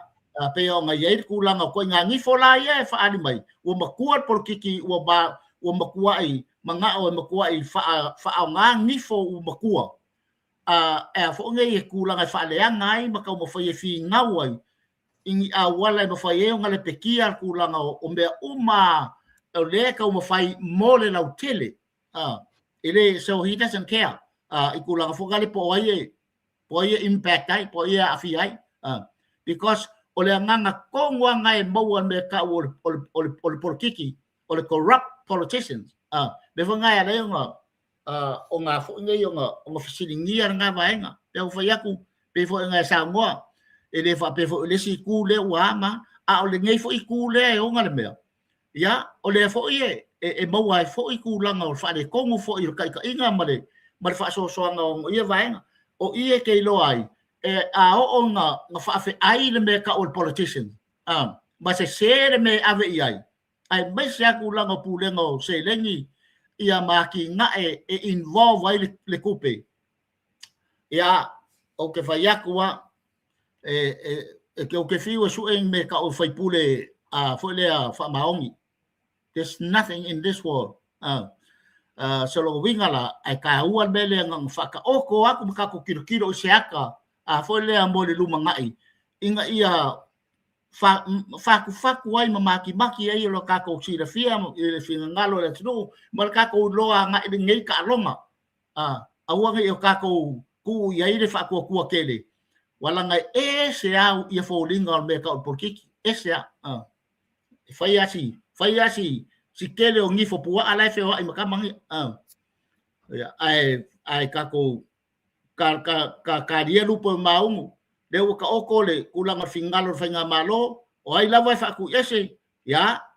wo miss out fo longa ku malo o le ku malo la e ku la e o kai minga e mo moli le message o finga malo wa de wa fo ngai wole a waile kulanga la ko kai lenga ku yen fa mo nga ya ai e pe on fa yak ke le makau ke le makau ai fo ngai ka sia ia kauru ya le wa makau nga kula i mai fa nga malo e kadi ile kadi ke kau nga fa ai inga ia awa ngai koloa ia kulanga sa le o le fa nga malo le ai ai mai se kulanga foi le o ka mo fai i le manguia la tele o ngai o ka ko kangaka ya o ka ua le o ka ko fa so ma ka ko pijama ko ia ile ka ya malo fa tai fa le leia ko kongi o loia ya ko fo ko kongo lo official loia le wa yaile fo ngal malo i loia uma ia na pina nga i matanga ko ngati tsa malo e koe fo uma i lalo o le whaamalu o le ofisa o le tamaita i loi sili. lalo le panga le ma le fola u ave ia o le afa le o la tu tongi siliat nei lo a le fola o la ngona le u le o to ina le e tasial me u fai fa per malo o le tam fai fa tau tupelo ia le pe le mele tam fai batu e sen ma fo fonga le mtu le panga ia i lo me ko Samoa le afa pela le mfainga ko knocking le wall le yo le wa makanga ngai aisia langa nge sa lo ko ai le aisia social media fai ko a o tato tu sa o e yotala ele fa na fai le malor me fai mon ale fo so fai mai ua fa tau fo e malolo ia la fa ko fa fe se sa no ia la kai la kasi le maka upu esele le ka ua langa i le kele the last 30 years ka ape solo ia kako kamari o le tunu i kulanga o nei fo i kaukua male o manga fa lo ia kele ngai lo ia o kako sa le wai fin ia i kulanga fo le ele o fie fie ko inga ya e a fo ngai e fa mamao e se fo i makulanga o pulenga ya melenga lenga kupu o mela sa kupu sa filia ko inga lo ia e associate mai ai kulanga o le afo ngai a yele lo ia e afo ngai e ask question ya pe fa fiu mai ya ele la ve ko le li o le kulanga fo le ya me ngalang ka ape ke lo ngai lo ia i kulanga be o mo su en me o la ka ia al sa ai o le me e ka kaulava o nga mau ku le lei ia kulanga fo le o le kele o lo ia ka mai lalo o le pule anga ale lo ia sili ale AG abaku ia lo ia le lei ia lo ia fo le a fo ngai o le ua ele ngaka i lo ia o mokua i ba wo lunga kulanga o le kaukua ia maraka mai ia a lo ia mafai o kilo i maka upu lau kele puinga o whainga malo a mese isu su whan malo a mese le liko sai o lesi vaenga sa kele nga lape ai ia ngai lo ia ave o le kako law reform wa ngai pe e kele ai sa ka filifili ko inga ia ka ngaka o law reform ina fo i kulanga fo le laka kilo iai i faka usanga le sa o sa mo mai le lua fe sul kodu le lua fe sul fiku e whainga kai maka wha ngo e kulanga ngai ai me whanga ngā rei ngā whare kongwar ke le mea ke le adjustment ngā whai ngā i le kako au karunga ngā whai ngā i le kako wha vai ia e piki ar ko inga lo ia involved nga fo i vai kai a ika lo ia de involved mele e whainga reforms ele kau mai e sa pule a fa penga fo i laka va ai malaka kilo ia i le insight on menga happen e fa penga fo i le society lo ia ia sa fai ama se ka iai i kulanga whainga kengi me fa penga ia amaka confuse sai maka upu fa malo le va malo marka pengeka ia mai se kulanga fo le o le law reforms kasi nga va nga law reforms e serka ua ia ka ko wa ngai ka nga ai ka ko lo ia le wa maka nga i uaku ma train inga ia kilo kulanga o whainga reforms al malo ia ai fa fe kaila o lea o kango i malo whakaua mele langa me piko sirika o me loke le legal side ma e o lava ia kulanga o afungi o au kalunga po reforms ma amendment e involve wai ka ko constitution o ia loke o ia fa ia so lo winga la o le bepi ko sirum ka ole le la ko ka ngai mai ngai do ia ka ape solo o ngol nga foi vai kam ko o mai le i inga ia nga du e fa kasi marikulanga foi le e fa udulu ele a foi ele ai sa nga me and also ia closely relationship makulanga foi ka ko law reforms ia marka ko law society inga ia wa o peo a fangi o vaenga ngai ele i sa ka ape ele me fai o kuku fa kasi ia fa soa ia kulanga fo ngale o maka upo le knowledge ma le skill ma le experience de sale mo ia ai fa kai il ko fa wa e fa nga malo la me mo le ko fai de sale legal side ka ko vaenga pui ka ko constitution ya wa ile fa ile ke lo wa fo nge yo ko ruma de sa fa ngo reforms ya ole nga Ia, malo, pafai. Ele o koe ele ska kai mi o koe ola ta muli na la fotu le nga I la usunga po da ta po e mana tuna. Ole tulanga o le tangata fair worldwide. Lea ua ta pena le li o vala sia la lo fua ale HPP. Ole mafofo le vai for our future fai pule mkanga kai se fa kai kai ngale leile ko ngame lele uma le no foi ngamo mua le kolu fan fa ya mo fast lua sap le ua to foi lo ko le HPP valas ona ole peia ola u por kalame te fifia fa ngalanga ole upura le politics ole me mafua mele u ele se upu leanga. Se upu leanga. Le Latin word te sawe upu leanga. Police. Ai mafua la una leanga matatu wafo I matatu. Leanga le upu o tangata. Ele ole upu leanga. Ole tangata ele me ole iko o tangata. De foi la uhaluru ia lea foi fai pule. Ai sila lele yaitau ili. Na merge fatasti wasata il SNDP. O ia le leader SNDP o ia na matua mangele ke aperto o manuleleua yo to fa et petolima.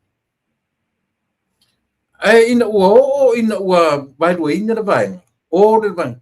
Ai oso tu lunga oso alu. O ia o le taitai.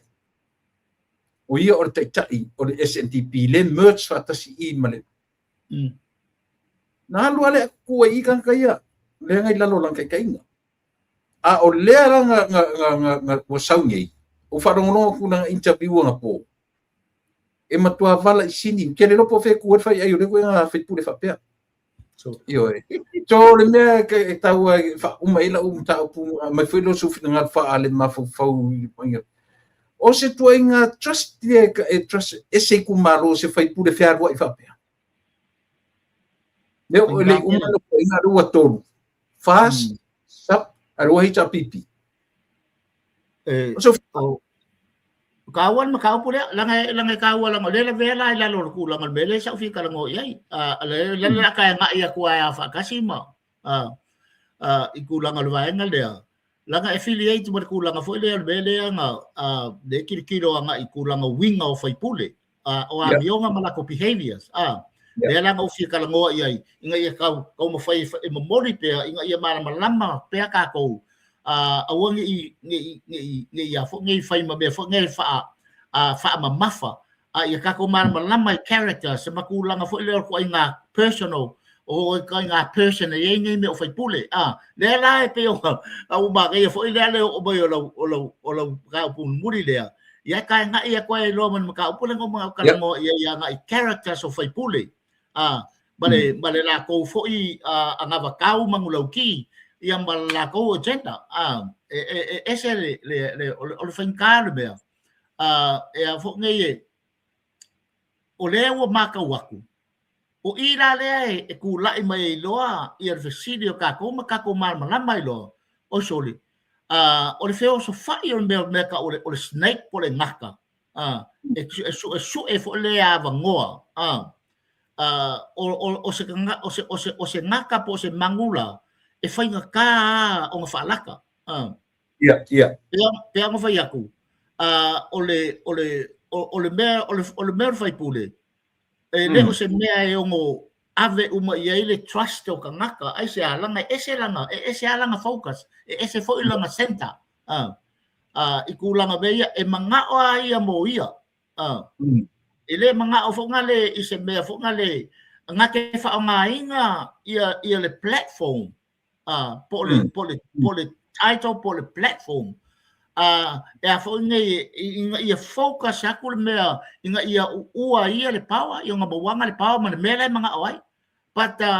olang agenda ako is a completely different agenda for me selfish greed e mawan mele fo ngale al me piko sili o ngale angai e mawan mele ka ole fo ngai mentally unstable le vea I kulanga o fa mai fa le mafau le vea me mentally unstable they have very low self-esteem. They have very low self-esteem. E focus fo ngale ya la ko kulanga fo ngai e fesiringi ai langa character mori mawinga kangaka e fe langulang wa I pe se fe if I pay character or make out politicians all they want is power. They are very they are power hungry people. You can't associate with him or her because there is no trust. Ikulang al make out politician. Ole koa nga or kalongan ngai and include you know or be fakusa ia politicians if akusa politicians mo me fo or second hand car salesman or if akusa nga me politicians kama ia fa nga luang I farka vale fo second hand car salesman SR ka le fa mai SR bele ku pur ka so really e leo se bea le ia de mai fo dinga ia pe o ka o ile case le o ka lango I le fo ka mari o le makwa makaukia o fo dinga le spell out ma vali mai fo dinga ia ka lango ko o ka nga ka su e va ngoa maka mga o focus ilanga attention mo ia inga ia ka mo fai continue pe ma maua ia opportunities ma va ngoa fo ngai ka feel sa ngoa I le fame power ia markulanga foi le o ko finga inga ia ka mo fai utilize kulanga resource le available o sa nga le mea nga le nga anu fa penga anu so I si mea anu le paki anu le paki they have very low self-esteem o me ka self-esteem o me fo ngale o mo kwa confuse o le lopo pe ke malama po oi wa confuse akole lalulangi kulanga fo le fa opo fa ngofia wa lost Brasi opo fa ngofia wa lost me uma yo low identity low culture be fo ngale fa penganga iska ngaka yang nganga belisi kula they have lost everything ikulanga culture values and their normal beliefs wa esemela ye ole kulanga nga le pe ngo fa yaku le ngaka de case le wa o ye mar kulanga mo mawinga fo ele tunu o singai fo su eva ngoa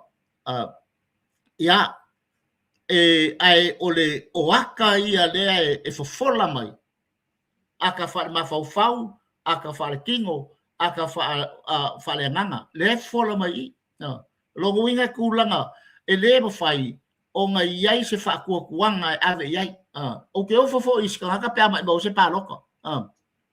e le mo fa nga waste pa loko iska ka o ke lo unstable mentally unstable ikulanga long ba fo ma ku ingolanga ko fa ma fa kanga I base kulanga very low self esteem le o karikongu ia ikulanga o longa fa singo manga marka u o longa values pe ole mele fo ngai ele ai la se me ka umbi en kala mo ia ko nga characters fa pe asia ele ai le fa adi mai ya nga fo dinga fa adi mai ia kulanga o langa masangi malanga anga ele mafai ai o nga koe ma I mau ai ia se kari ko ngunga fa paloka o se vote ses o ke ofo sesi pe ta mai mo se vote ai sia i le mo fai o nga e trustingas ka nga kai e ku vai omo e a fo ngai e ku solo ai ole sa o nga le mea a mo mori mai la fa kasi e mal mele sa ufi kala ngoa i e ku langa mele o kilo o ku langa fa ngoa le e mori mawinga fo i ka ko i la u va ai personal fo nga ia ke o o fa ngoa male fo le male ofo le nganga i le mafai pe nei ka ngaka ma kuang continue o nga kau mawhai e whaavalea le atu nuu i kūlanga o le mawhau o le tino o le mauli ia ma nganga o le atu nuu i le ngei mea e whai o le kau mawhai pe e whi ngau le negative narrative ia ma momoli o la kou lava manga onga very selfish manga onga selfish manga onga longo winga ua whaapiko mangaku the problem is o whaafita auli o lea ua ka whale mai mga iska ngā kai momoli le same message ai ua whaangalo ngalo ia la kou kua paka kua wale ai ama se mawhau o a kua paka kua o ngei mea o ai foi lai whai i ai ngei mea peo lea nganga ngaia la i onga mangaku e mori sa ilo mangaku i kūlanga lwaenga lea onga o la unga ruenga whawhau kua whapikoa o le mawhau maanga whasotai ia e meise kūlanga o whau kuanga whaporkiki kūlanga o le kirikiro le ati nae o le mangui o kākou kangaka po lea body, soul and mind and spirit inga ia ako akoa lea ua kākou iai ua kākou mori mawinga ia aka o kaulelea i kūlanga o le kākou sa wadianga i luma i le focus a le fast la uli malanga au waa e whaakaua mai ia kūlanga o le ati nae mo kākou kangaka and that is the winning politic and that is the appropriate politic for our people lea ua maua kongua e le whainga malo le fast which e ika i lesi kū lea ai sea o le makua lu i kau langa ese ia kūlanga o le lako mangulau ki ma le lako angava kau ma le mangulau ki lei me whangaia lei unga o whainga kāri whingaunga ma avaku pe whau kuanga le tunu ia mau per ko vai ai sea langa le kau ke le mwhaiunga kako kalamoinga ia mo meo angava kau ia lua ale fast ma le HRPP e makua i va i maila ia kūlanga o lako whauinga inga o lako porkiki ese porkiki al HRPP ese porkiki al fast so kako kilo la ideia e le mawhain kako ambai kako whingau kongo le arena lea po le o ngā sami lea ia vaenga lea te completely two different ai kake ma kauma kako follow i le right for the appropriate politic for our people o ngā lai kaunga focus e kako i kūlanga ia mea awai mangingo al porkiki lea porkiki lesi ku economic development porkiki lesi ku o le social development e whai rasi ese o menga anua anu lesi ku lesi and you can't argue those two politics together ai sea i le ma whai o ngā e kam whai wha ofu lesi langa ese ia o lako mawhawhonga ma lako koa po o lako ango a whale sa o ngā mea de wha ngā whinka ai o ngā kadia e lesi ai sea o lau o makua ai kūl mawhawhau o kule epa pe ia o ngai e temingei kalangoa kula ka upor kalambe kulanga o whaasoanga o mawhawhau whapurkiki o le whaia inga leo whaia inga ia lesi ku o le whaia inga o le makua ko i lalo a aisea o whaia inga i porkiki lai o and there is no doubt ua le koe o ngā porkiki lea because this other politic is running all over him. Okay.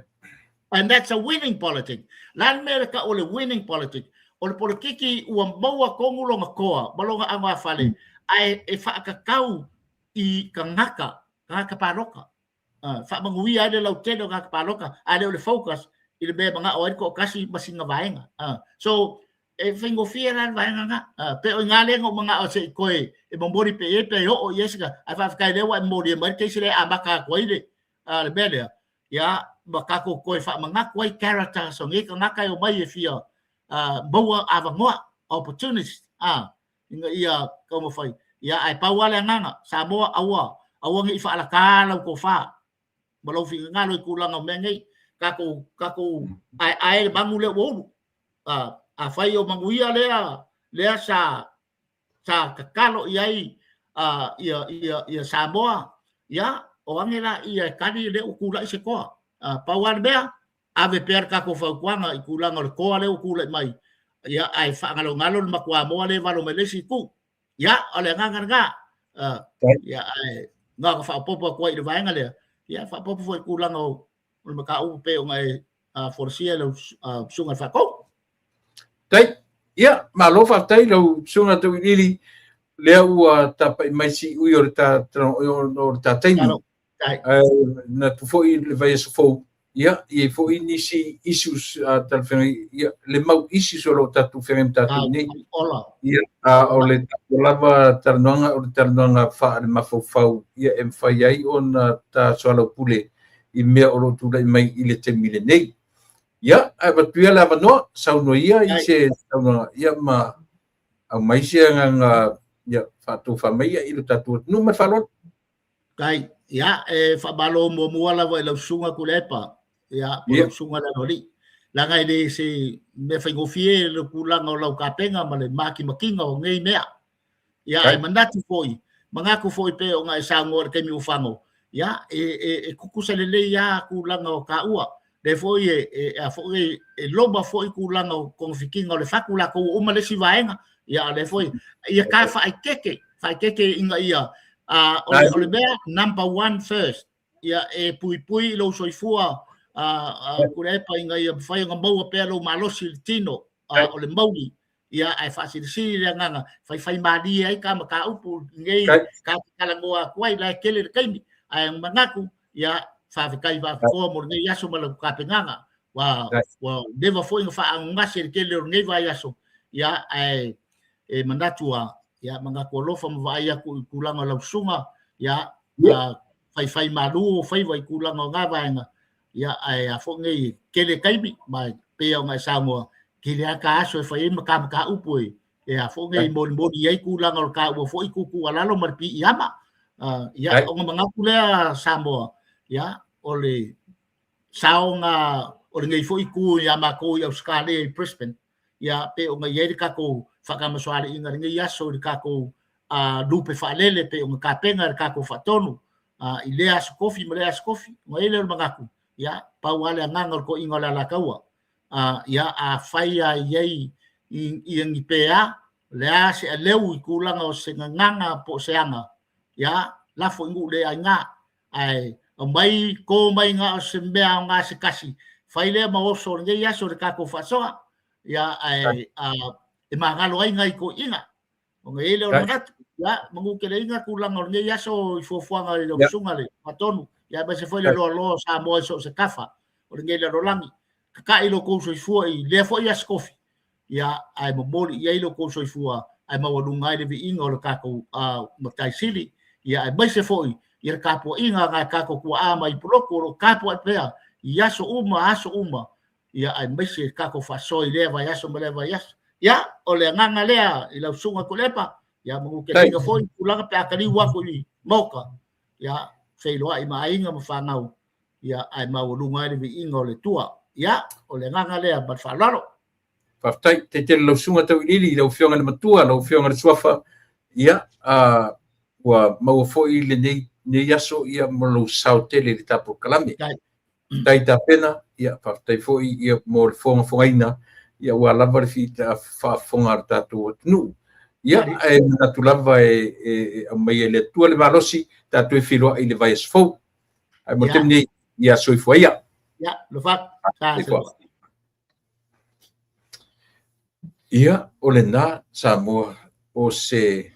maai whaare mawhau fo i lea mai mapukala me marsunga tau i ili, ia e mawhai ai o no tātou wawai le lau te lenga o nei mata au puonga onga o loo afia ai lo tatou atu i le nei vaenga o le tautua ma le aunaga. Ai o tele tuua ia le tatou le nofoa, tatou faasalalauga. E le nofo lelei ia taʻita ma tatou uma ioe talu mai a le fonotaga lea e taʻapipi lena fai le o'o ma temi nei e le nofo lelei didn't sit well i lo tamafaufau le mafuaaga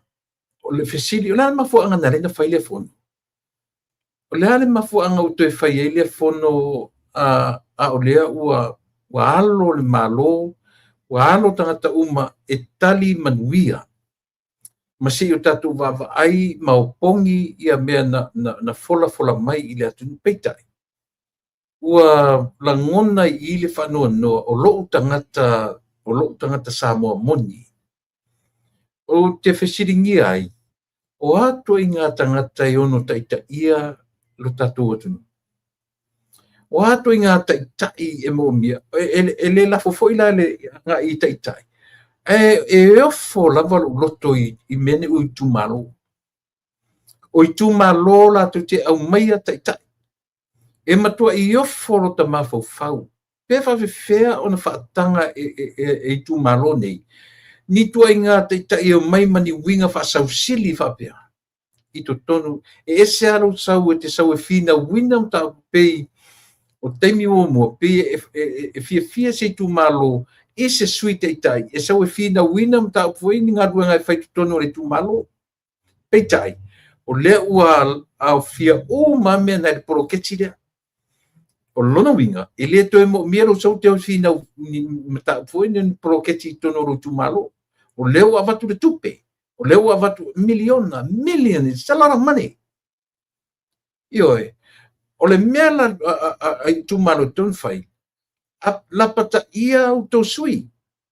o fea le mena ua lilifa i ai le mālō ma le palemene atoa o e lagolago aisia a le ua o mai le tino i tupe tatou ai le tou ō tou faikegi i totonu o le palemene tou ō latu le si tagata uʻu lou lima tapuni lau mutu na lo latu e te filemu totonu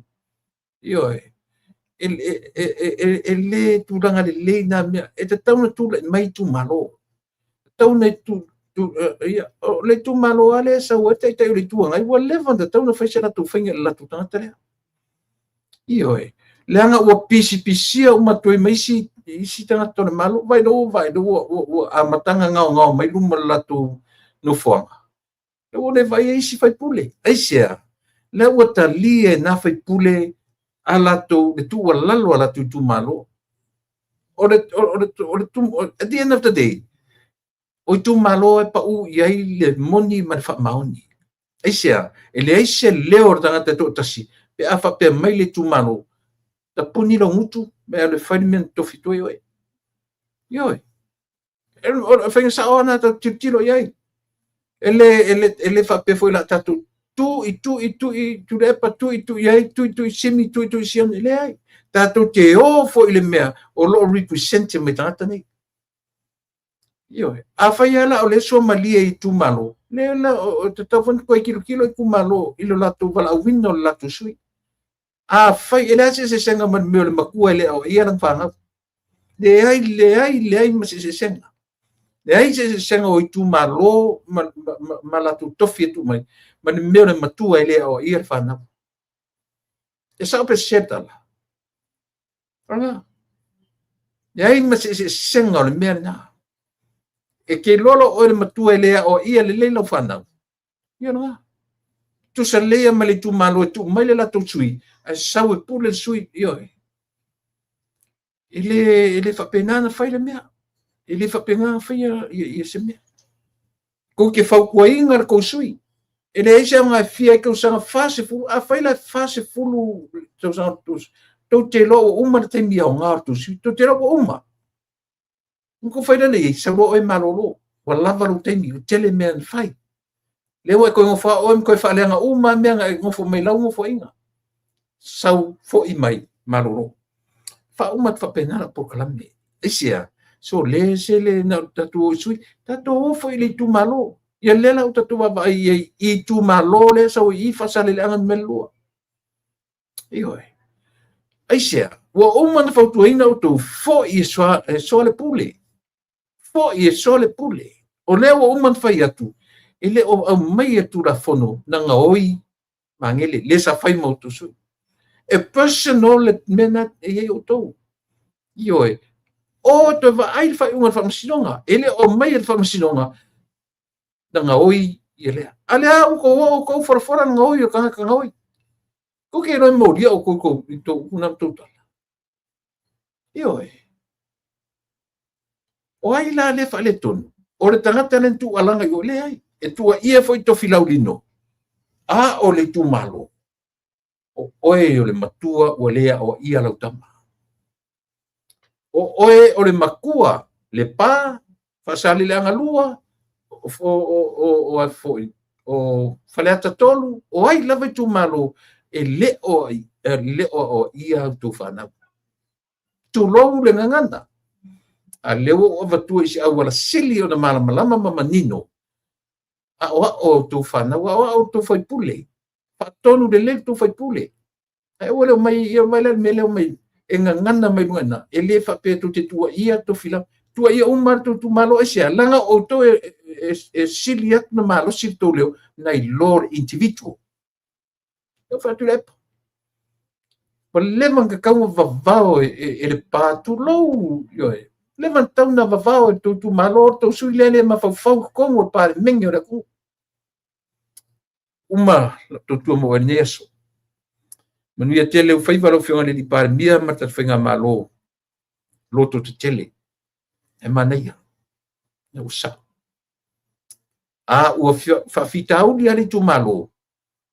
tu o fai le la tu fa fitau a solo muli le tatu malo pensa ona fa te tele tatu tu filo na so taia mania tu le tua alo fa tele tu samo tatu filo ile so taia ile lo forta tu so fu ma